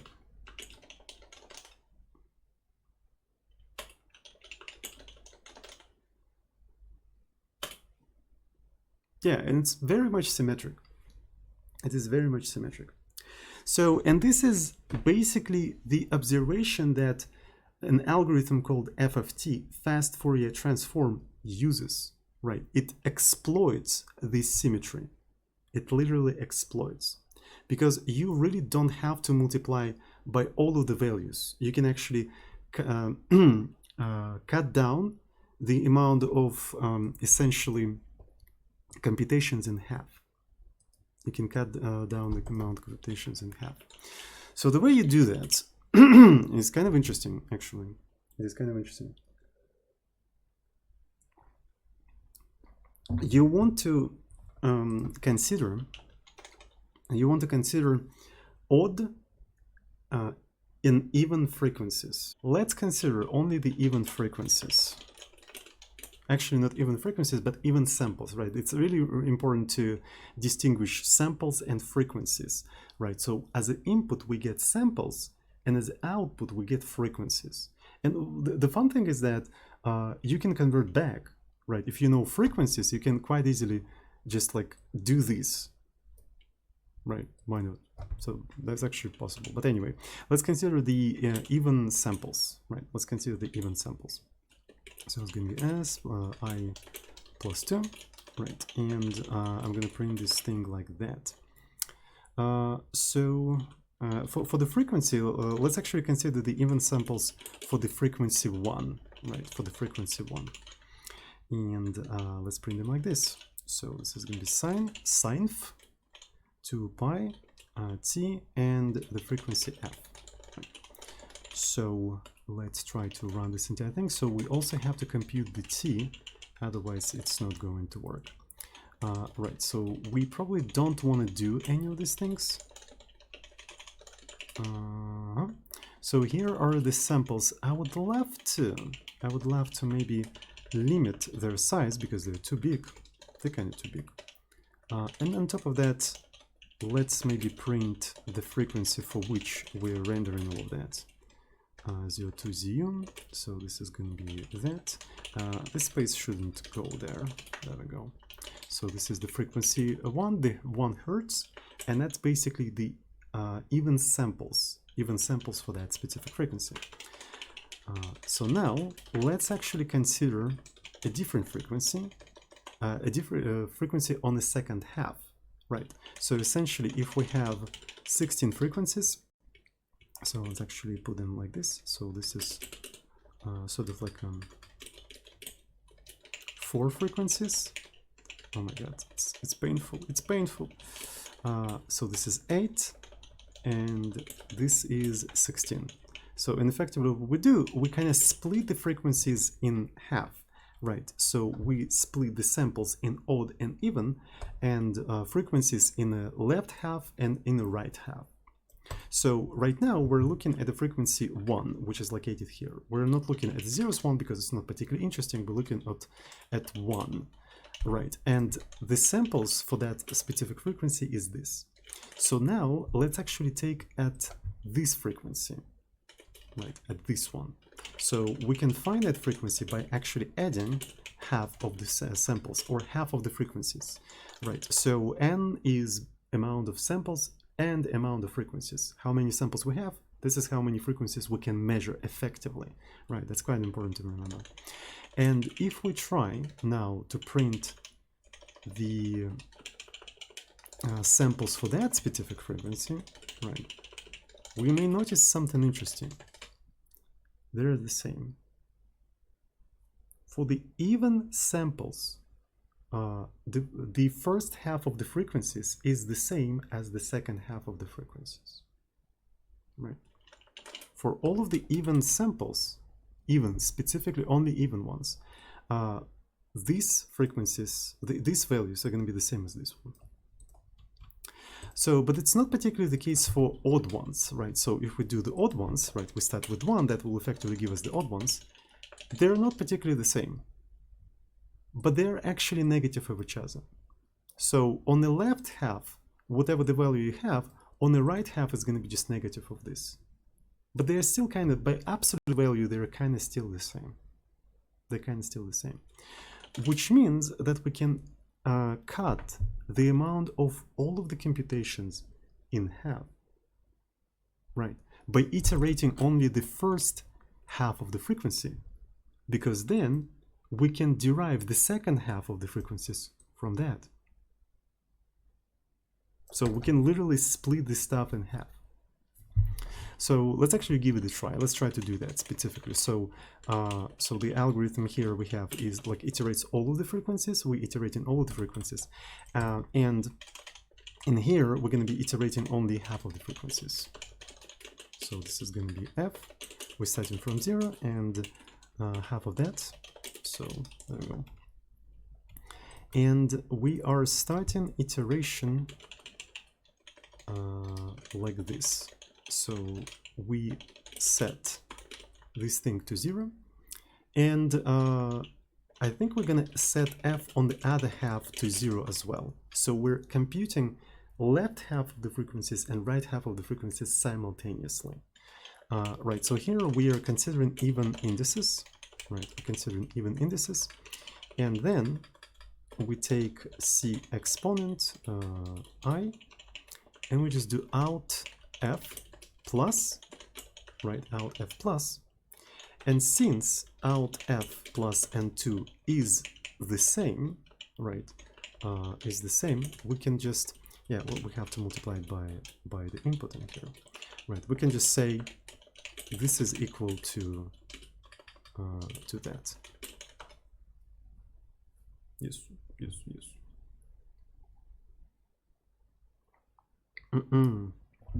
Actually, you know what we can do? We can put this thing like this. Complex, how do you define? Yeah, so first one is float, complex, so this is some sort of value, and we add this thing and this thing simultaneously. So we don't do this exact computation, which is rather heavy computation, twice. We only do it once. But this is only for even ones, right? As for odd, we know that this value has to be negative for the second half, right? It has to be negative for the second half. So this is going to be odd, and we start computations like this, and we just subtract the second half. And there you go. So this is equivalent to the algorithm below, right? So this is this algorithm that iterates all of the frequencies. This one iterates only half of the frequencies, exploiting this symmetry where essentially even samples are equal for the left half of the frequencies and the right half of the frequencies, right? So we can see if that actually changes anything. So I'm going to comment out the original thing in here, right? And this is sort of like a sped up Fourier transform, right? So this is an original slow Fourier transform, and this one is a little bit sped up because we don't iterate. We don't iterate all of the frequencies. We iterate only half of the frequencies. We iterate only half of the frequencies. So, and let's actually see, does it change anything? It kind of worked, I think, to some extent. No, it didn't. Right. Yeah, so it's +2. Or did it? I think it did. Wait a second. It did. So the frequencies that we mixed up were 1 and 2. 1 and 2. It worked. What the fuck? So, but this time we actually take more samples. We can reduce the amount of samples to the original one. Yeah, there we go. So that's why I was confused, because I did the original on a small amount of samples, right? We scaled it up, it became too big, right? So this is what we had. And let's actually do the following thing. I'm gonna do something like this. I'm gonna comment this thing out using the C super comment. So this is a C super comment. So this is gonna be something like this. And let's use original and compare. Is it like original one? It is kind of like original one. I think it returns the same values. Yeah, so the signs of numbers here are a little bit different, but this is because the method of computing this stuff is different. So, but like the values themselves are really close to what we expect. So we cut the amount of computations in two, but you may argue that that doesn't really change anything. The asymptotic is still square, like you just like cut it in half. But apparently, this symmetry repeats itself. This symmetry repeats itself on these split indices as well. If you just take these even indices and try to do FFT on them again, that symmetry will still repeat. That symmetry will still repeat. And if you do FFT on the odd indices, that symmetry will still repeat. And since you do FFT, you can also split them even more on even and odd. And those things more on even and odd. Thus, you basically implementing divide and conquer algorithm, which turns this entire thing into n log n. Does it make sense? Right. Coolly Turkey is returning their grave. Are they still? I think some of them were still alive, weren't they? No, I don't know. So yeah, that's essentially the trick. But the problem is that I do not fully understand this algorithm. It may look like I just explained you the entire algorithm. I do not fully understand it because I don't like this pattern, this repetition pattern doesn't click in my head. Right, I can explain you this kind of thing, but then I can't really synthesize the actual final algorithm out of these sort of logical steps. I just can't do that. I can explain you FFT up until this point. But after that point, my brain just doesn't have enough information or mental model to do this kind of thing. So because of that, we're gonna actually steal the actual implementations of FFT from the internet, because I'm capable of explaining to you the FFT up until this point. That's everything I know about FFT. I cannot go any further. But that's it. Right, maybe at some point in my career I will understand it enough that I'll walk you through the entire logic and implement everything line by line. But right now, only up until this point. Probably up until this point. So let's actually find, I think Rosetta Code had an FFT implementation. We can steal some of them. Right, fast Fourier transform, yeah. So there's some implementation in C, but I tried to copy paste it. It didn't really work for me. It actually segfaulted. So I don't think we can trust this one. I don't think we can trust this one. We can try to pick a different one, for example, like a Python. Yeah, and in Python you can actually clearly see what's going on here. So, goddammit, it actually went wild. All right, so here's the FFT. We accept samples in here, and that's an interesting thing. We take a length of the samples, and if it's less or equal than 1, we just return out of this recursion. So this is kind of interesting. If you have one sample, the Fourier transform of one sample is going to be that sample, that specific sample, right? Because, yeah, essentially what you're going to have, you're going to have one frequency, and that frequency is going to be 0, which means that this entire thing is going to be 1, right? So if you take e to the power of 0, you're going to get 1, so you get back the original sample. So Fourier transform of one sample is that sample itself, right? It's sort of an identity of that thing. So it makes sense, at least like to me. So the next thing we do, we split into even indices and into the odd indices. It's pretty straightforward. Like here, we're using Python slice syntax, and here we supply stride. So we supply stride. And as you can see, we do FFT on the even ones and odd ones. So yeah, that's what we do. Okay, and we get basically the frequencies of even ones and odd ones, but this actually frequencies split in half, right? So this is half of the frequencies. And to compute the final frequencies, we iterate through all of the odd ones, right? We iterate through all of the odd ones, and we multiply them by -2, right? So what I noticed about a lot of FFT implementations online is that they always put minus in here. Right, they always put minus in here. Well, in all of my logical conclusions, I didn't see any negative thing in here, but all the things online, they always put this minus in here. Does anybody know why? Is that something important, or is this just convention? Is this just a convention? I don't really know. But anyway, so we take the odd ones and we multiply this like that.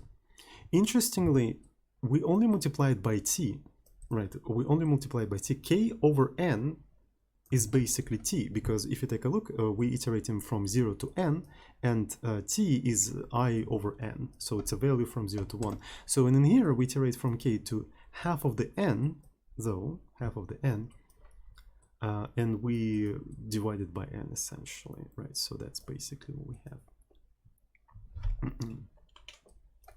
So I think it's convention. The FFT is sign and the reverse FFT is minus. Okay, that makes sense. So it doesn't really matter, right, in that specific case. It's more of a convention. Since like the complex numbers are like circular entities, I would expect it's just like, it's probably rotating in a different direction basically, but it's ultimately the same, right? So anyway. So we sort of like multiply the odd things by whatever we have in here, excluding frequencies, right? So I also multiply by specific frequency in here. They kind of emit that. And then the final thing is a concatenation of even plus this t and minus this t. So yeah, I understand in FFT literally like everything. Like I understood this logic to you. I understand everything here, but I don't understand these specific 3 lines. These specific 3 lines make no sense to me, and this is because I do not know underlying math behind this kind of thing. I don't know how you come to this specific conclusion. I do know that it's based on this symmetry that I showed you. Right, but why exactly this thing? I have no idea. I literally have no idea.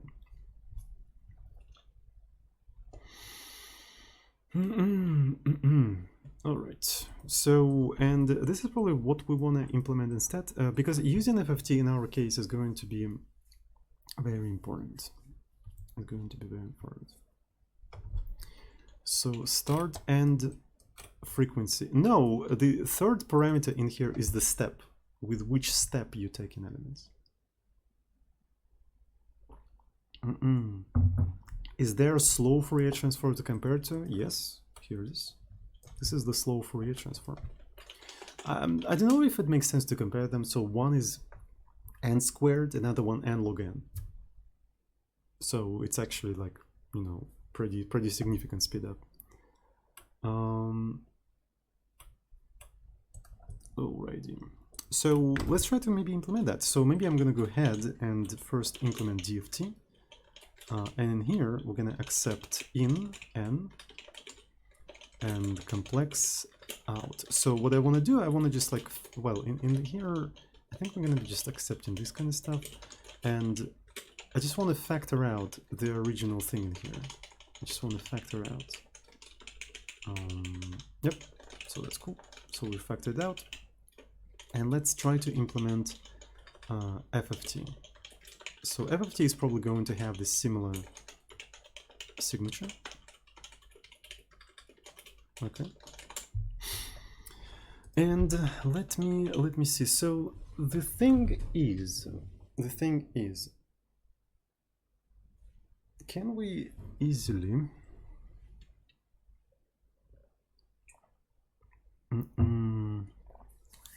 Just do that. I think we could. We could probably basically collect all of the even and odd things. We don't even need samples in here. That's actually kind of cool. We can shuffle around input, so all of the odd things are first and all of the even are second, and then we can split, we can slice that array and pass it further. That is very cool, I think. That is actually very freaking cool. So let me try to do that. So essentially we have 0, 1, 2, 3, 4, 5, 6. Here's an interesting thing. This is one of the things to remember. Since this algorithm works on constantly splitting by 2, the input, the amount of samples, always has to be power of 2, because we want to be able to split perfectly in 2 on each individual iteration. So this is one of the important things. And this is sort of like, as far as I know, one of the limitations of FFT. DFT doesn't really have that limitation. Right? It doesn't really care how many samples you give it. It's just like iterates for all of them, it's fine. But for FFT to work, I think you must have power of 2 size of samples. Does anybody know if I'm wrong? So is there like FFTs that doesn't require that? Maybe they have some special cases for like handling the odd amount of samples, but I don't really see that. I think it heavily relies on being able to split them in half for them to be even on each step. Yeah, it must be power of 2. Okay, so I think it's like very crucial, and this is basically the cost you pay for the speed, right? Because in DFT it's slow, but you can do that with any amount of samples, right? You can put 7 samples in there and it will fine.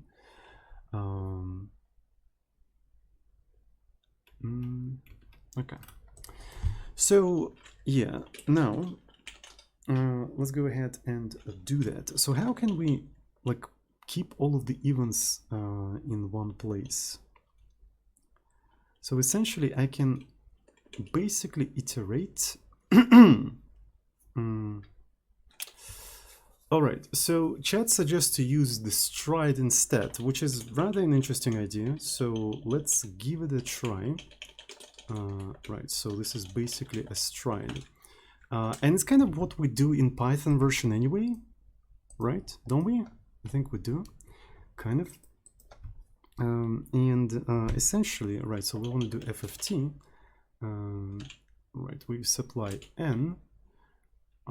And we provide like yeah, we provide this stride +1,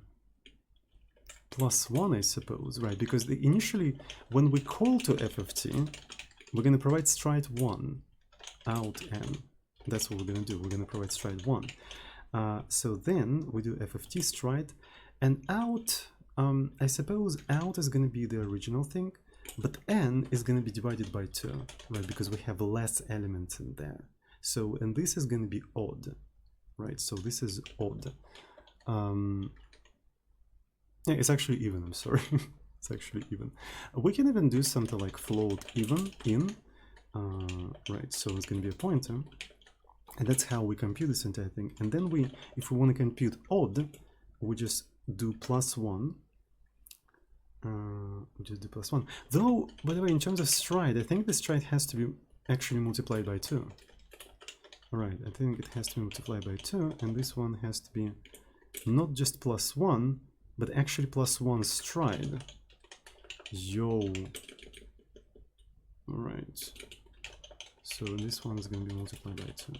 And after that, this is odd. So accessing this thing with a stride is a little bit more difficult because we have to, yeah, we have to multiply index by stride all the time, right? So this is kind of difficult. So all right, we have to, we still need additional memory somewhere.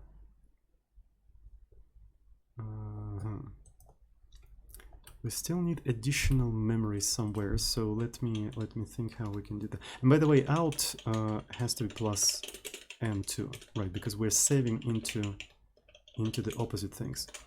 All right.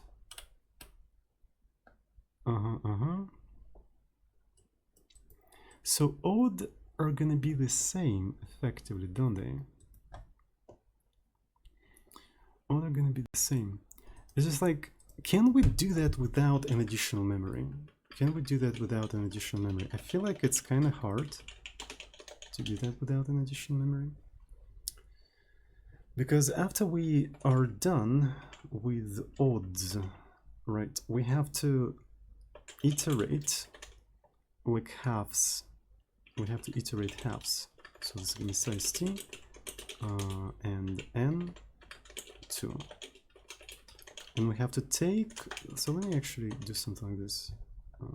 Oh my god, I really hate when interfaces start like adapting like that. It's so annoying. Okay, whatever. So we take the odd, and odd, let's use k, so it's the same, right? Let's use k, so it's the same k multiplied by stride. Right, so this is what we have, so multiplied by stride. And we have to do cxp, 2 multiplied by I, pi, and k divided by n. But here we have to actually do float. So I would like to maybe switch it out to t. Right, I would like to switch it out to t. And this is going to be float t. There we go. So, but we need to...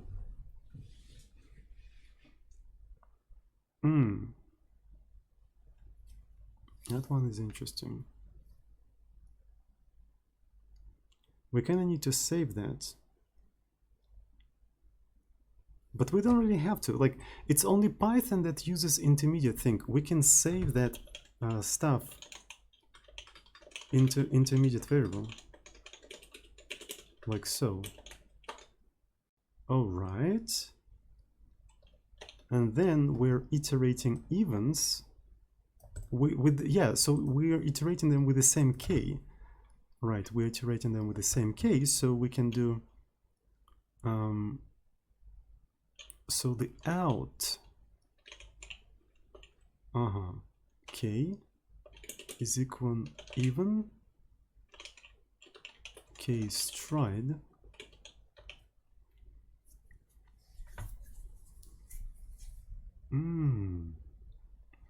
So interestingly enough is that we have in out we have first half evens and a second half odds, but now we have to combine them in a certain way. Minus odd exponent, and this one has to be e plus odd exponent.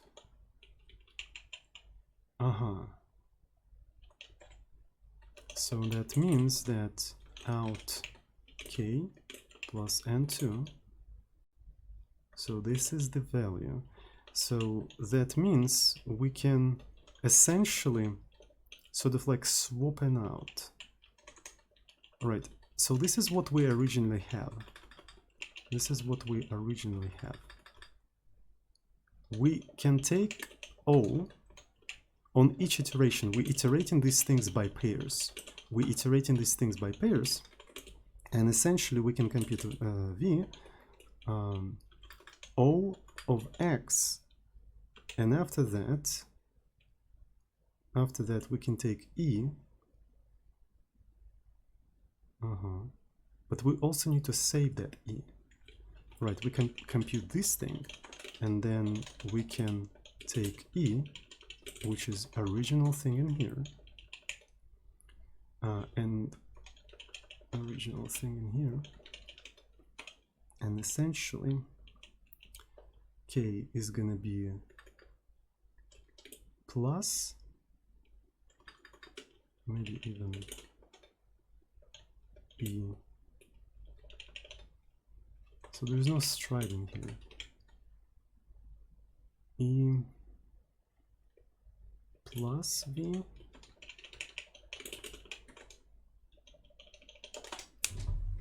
I got it. So we end up with pretty complicated situation, right? We have this thing, and then we have to end up with the arrays where each element here is plus O of X, and this one is minus O of X. And we can only iterate them by pairs. So we have to do that very carefully so not to lose any of the information. So we're just doing this thing. So we take odd and we compute that specific value. But then we also remember the previous value in here, and then we just reassign this stuff like that. Yes, I think because we're doing everything in place. We're doing everything in place. So, and maybe that is going to actually create what we want. Is it going to create what we want? I don't know. Let's find out. So we have some choice. So we're gonna start first use DFT. I'm gonna first use DFT. I'm gonna first use DFT. So this is N. Let's see if it's gonna come up with the right thing. So stride multiply by 2. They're supposed to be multiplied by 2. Though, to be fair, these things are useless, right? So we're not going to be using them because we know that the output is in the first, evens are in the first half of the output and odds are in the second half of the output. It's like a merge sort. It's like a freaking merge sort. The only thing here we don't take into account is when n is greater, less or equal than 1. To be fair, it should not be less than 1, right? So we can always say that assert n equal greater than 0. If n equal to 1, one of the things, by the way, we have to do in here is out 0 equal n0. So that's important. So we have to copy that thing. And after that, it's just return. Yo, this mother flipper is surprisingly simple. It's as simple as this thing. The fuck? We don't even use the stride. How does it work out? Wait a second.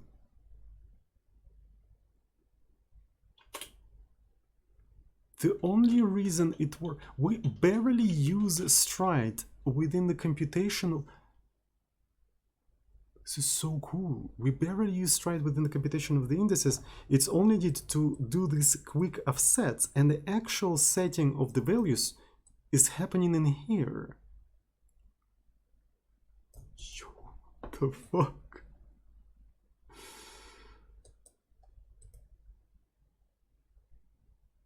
What the fuck, dude? Okay, anyway, so let's actually test DFT. So assert or whatever.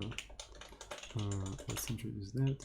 So that looks reasonable to me, all right? So that looks reasonable. This is precisely the frequency that we actually put in there. It's 1 and 2. 1 and 2. 1 is cosine, and 2 is sinus. Cosinus and sinus. I'm gonna call them like that. None of that. Sine, cosine, синус и косинус, блядь. Выдумывают всякой хуйни. Alright, so anyway.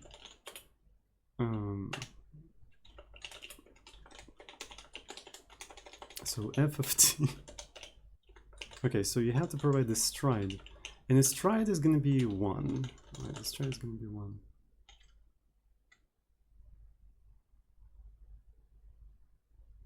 Did I just become the master of f of t? F of t is nuts? Fuck you.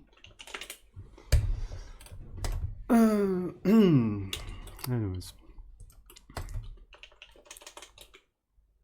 Why is this so fucking simple?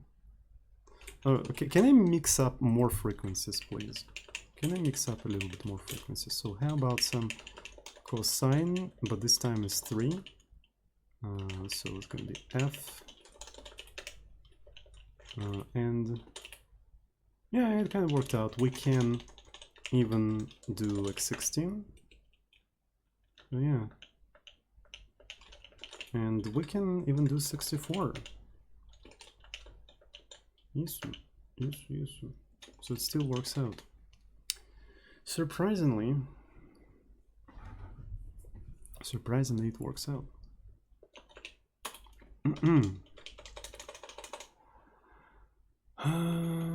Those words are directly taken from Latin. Yes, sine, cosine, sinus, cosinus. It's just like Latin.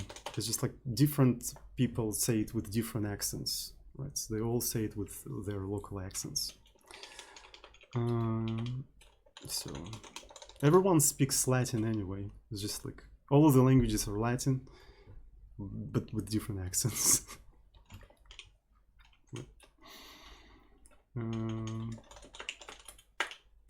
Alrighty, so we can try to compare the performance of this thing.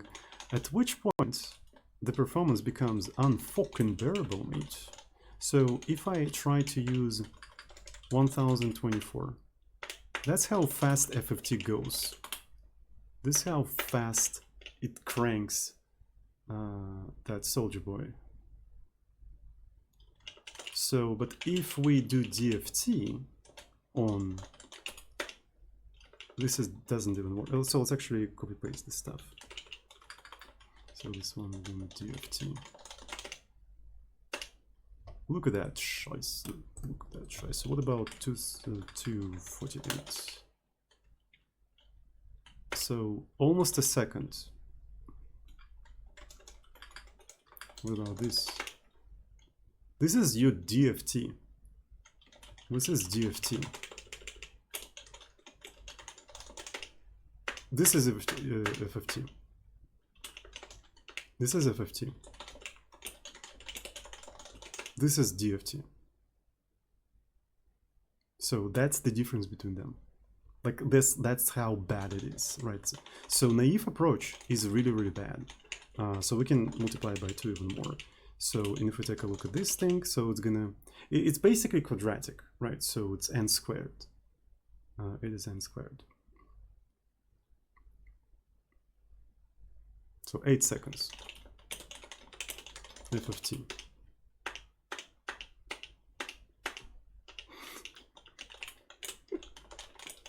So that's basically how many repetitions there are in multiplying the sine waves, right? So we were multiplying sine and cosine wave, but in that process there's shit ton of repetition. That's how many repetitions there is there. So if we just don't repeat these computations, we cut it down so fucking significant. It's insane how significantly we cut it down. I really recommend you to watch that Veritasium video that I provided in there, right? Because they even give you historical context of this algorithm, right? Because if this algorithm would have been discovered earlier, a little bit earlier, maybe we wouldn't have that as many nukes in the world as we have right now, right? Because that algorithm was important for essentially detecting underground nuclear explosions, right? Because you can have a seismometer, right? You can have a seismometer that just measures the frequencies, and you can detect underground nuke by decomposing the frequencies and looking for specific frequencies of that detonation. So, and being able to quickly do that and process a lot of data was very crucial of detecting all of that. But unfortunately, it was discovered, quick enough.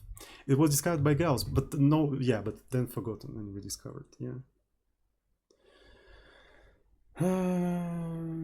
Maybe we would not have this network latency. Exactly. So it's actually kind of cool. The historical context of this algorithm is actually really cool. So yeah, we have FFT. So people wanted to use that for detecting nukes. We're going to be using that for essentially visualizing some music, right? we're going to be using that for visualizing some music. So interestingly enough, how, like, the only thing we care about is the amplitude, right? So what we can do in case of an amplitude, we can do some stupid shit. We can just take a real and imaginary part and just take a maximum between them, all right? Just take a maximum between them.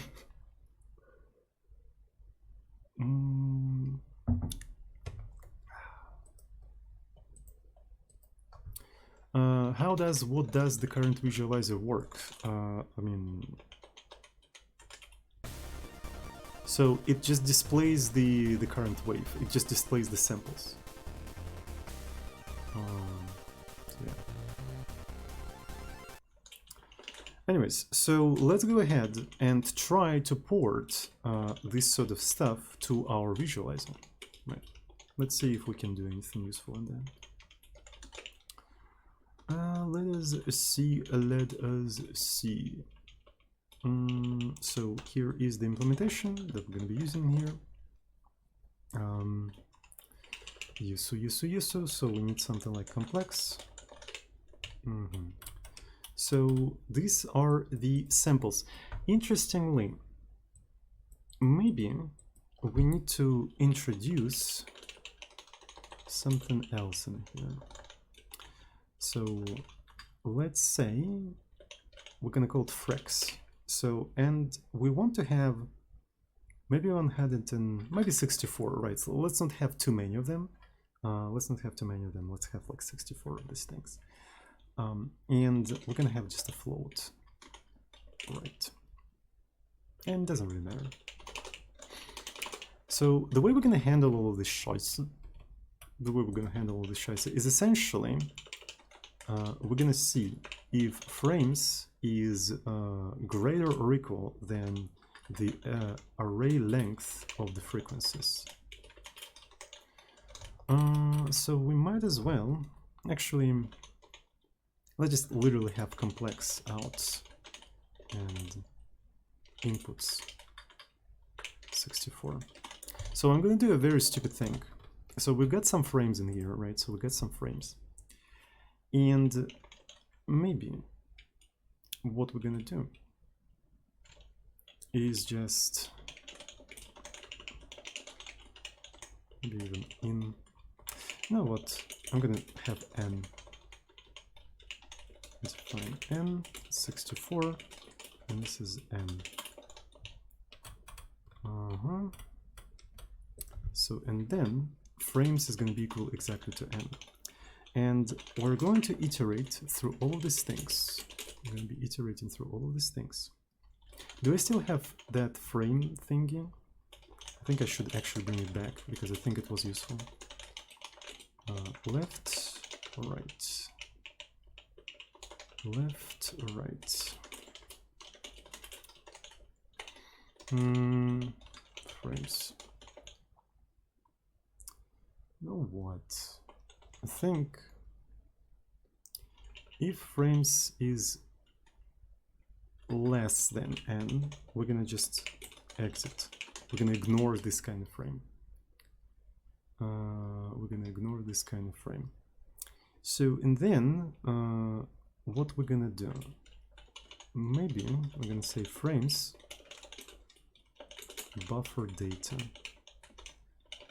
frames I left. We're gonna take only left ear in here, right? We're gonna only take left ear, and we just put it in here, and then we instantly do FFT on this entire thing. Right, we instantly do an FFT on this entire stuff. So this is input, stride is going to be 1, this is output, and n is just n. There we go. So we receive some data, we just FFT on that thing, right? So maybe we can even have 128, it doesn't really matter. So I think even 256 would be enough. We're gonna cut off some of the stuff, so we're gonna just ignore that. Right, we're gonna quickly do FFT on this thing and we're good to go. The only thing we need to do now is visualize this entire stuff. So, but one of the things it would be nice to have, I think, is to have a maximum amplitude. Right, so Let me try to run this FFT thingy. Oh, it's a slow version right now, so let's actually switch back to the fast version because I kind of want to see it. So can we have like a very negative thing? Very negative amplitude. I think we should be able to have that. 32. And of course, we want to rebuild this kind of stuff. Yeah. So sometimes a thing is negative. Sometimes the thing is very much negative. And it's when there is like a cosine. Is there any easy way to get the amplitude out of the complex number, right? So if we take the Euler's formula, so Ix cosine, so let me find Euler's formula. Cosine x plus I sine x, and these are the values, right? So these are the values, absolute value, but I wanted to go down. I mean, we can do that, I suppose. Whatever, we can do that. So let's do it max.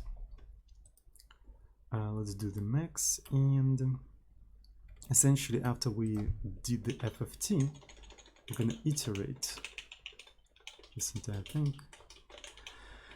And we're gonna get the value, which is basically fubs f of c real out I, and if, so it's kind of like x, maybe something like this, imaginary, and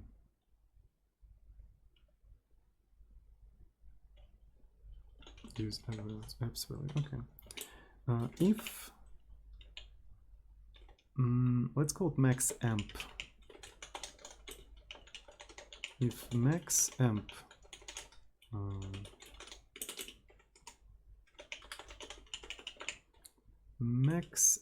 is less than C, max amp equals C.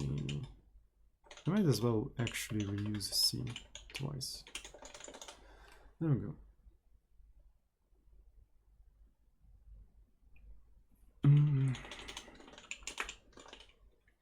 So this is the max amplitude, and we're going to use that as a sort of like a reference point here. So after that, we're going to be iterating through all of these things. So 0 less n plus plus I, and essentially we know that it's always positive, right? So we're going to just keep it in there. Know that it's always positive. So, and we need to do t, and t is effectively that value.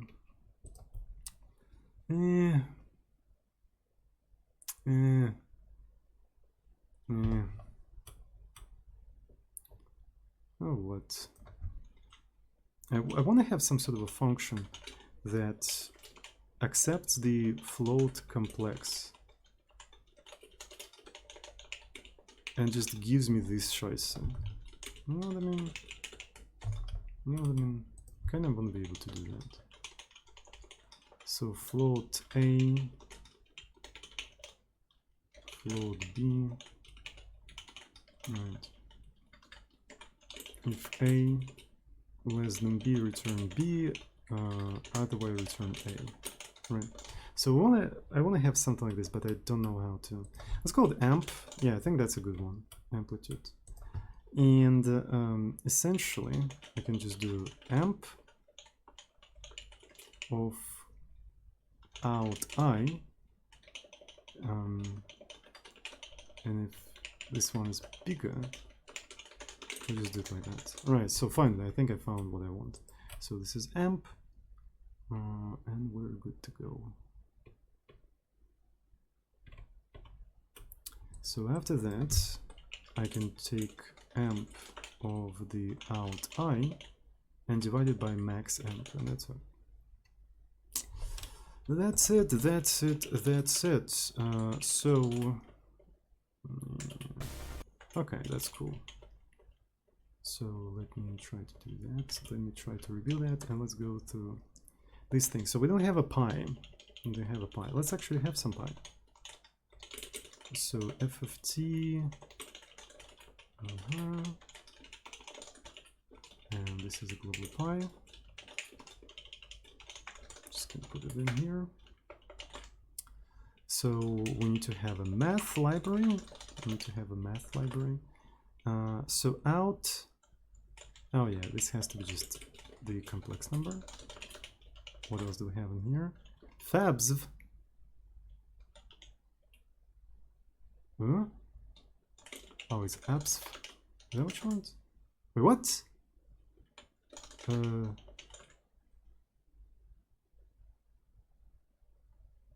How is that argument of type double? Because the complex. What? What? What? This is a flow, or do I not know how to use the complex numbers? I think I don't. See, yeah, I do not know how to use them apparently. Okay. Now I know. So frame, so it should be working. So redefinition of frames. So do we already have frames? Where do we have frames? I didn't see frames. Ah, shit. Okay. Fs. So we take fs left. Alright, we're almost there. Cell width is divided by n.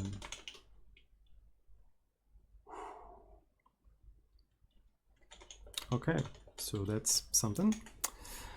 So yeah, we're doing f of t on every chunk we receive from this thing. On every chunk we receive from this thing. Okay. And we can't see Scheiße in this mist. Surprisingly. That's very surprising actually, believe it or not. Okay, very, very okay. So why the fuck would it be like that? Flash of red. I didn't see anything. So that is very not poggers in my opinion. So this is 0. This is 0. We should have at least something, I think. Should have at least something. But we literally have nothing. So what if I just use this thing?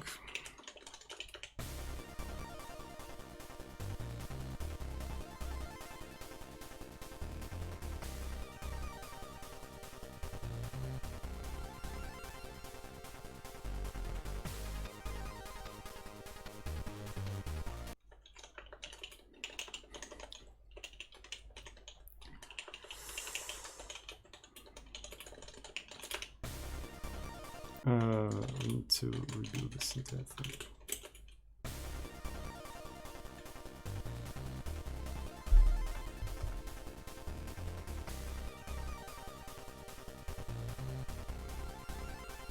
Why it didn't work the way I expected it to work?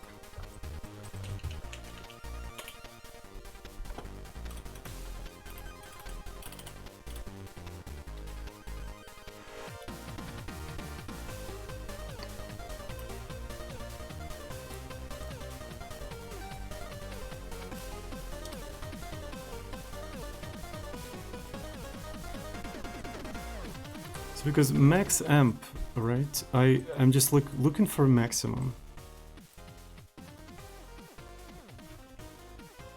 And I would expect if I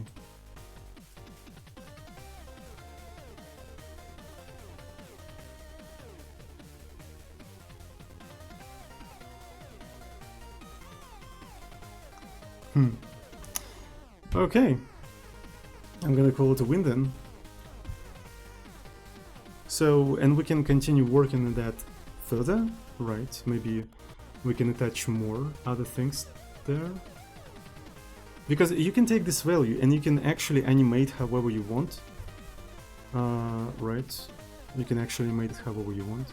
Maybe you can have some sort of scene and elements of the scene react only to specific frequencies.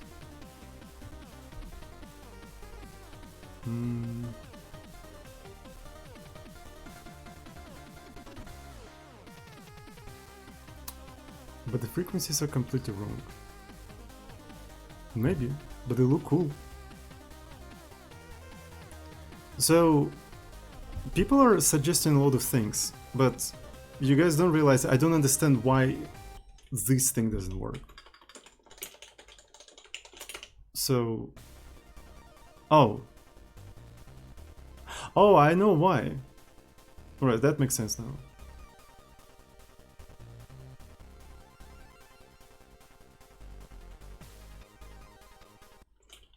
So, essentially the problem was that I set the cell to 1, so now at least I understand. Right, because it's 1, and now we can see some stuff.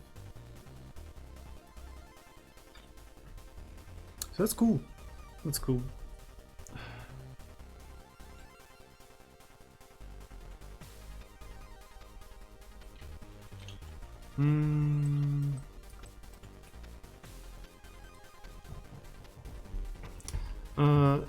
They're also probably wrong because we cut a lot of information.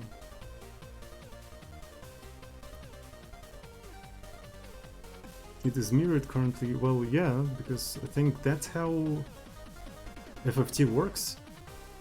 Because there's like redundant information on the right part, so I think you can just cut it in half. If by wrong you mean that this thing should not be here, then yes, I guess it's not particularly useful for me. So by wrong you meant that there is duplication on the right side. So is that what you meant? Don't you FFT shift it? I don't know what is FFT shift. What I know is that I can slap FFT on this thing and get some frequencies, and that's what I did.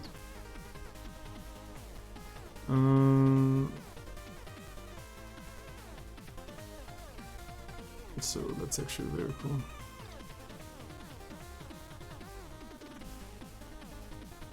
So the input data is only real. If you had imaginary data as well, it would not be symmetrical. That's an interesting thing. How can we set... We can actually pretty easily set that.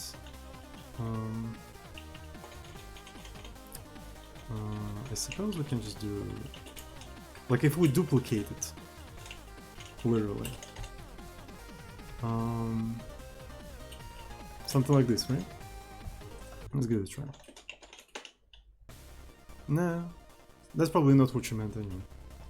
But did I? I built. Yeah, I built.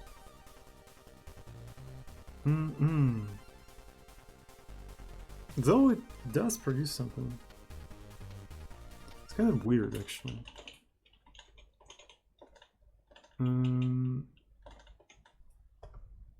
Alright. No. Alright. That's it for today. Thanks everyone who's watching me right now. I really appreciate that. Have a good one, and I see you all on the next recreational programming session. Love you. Mwah.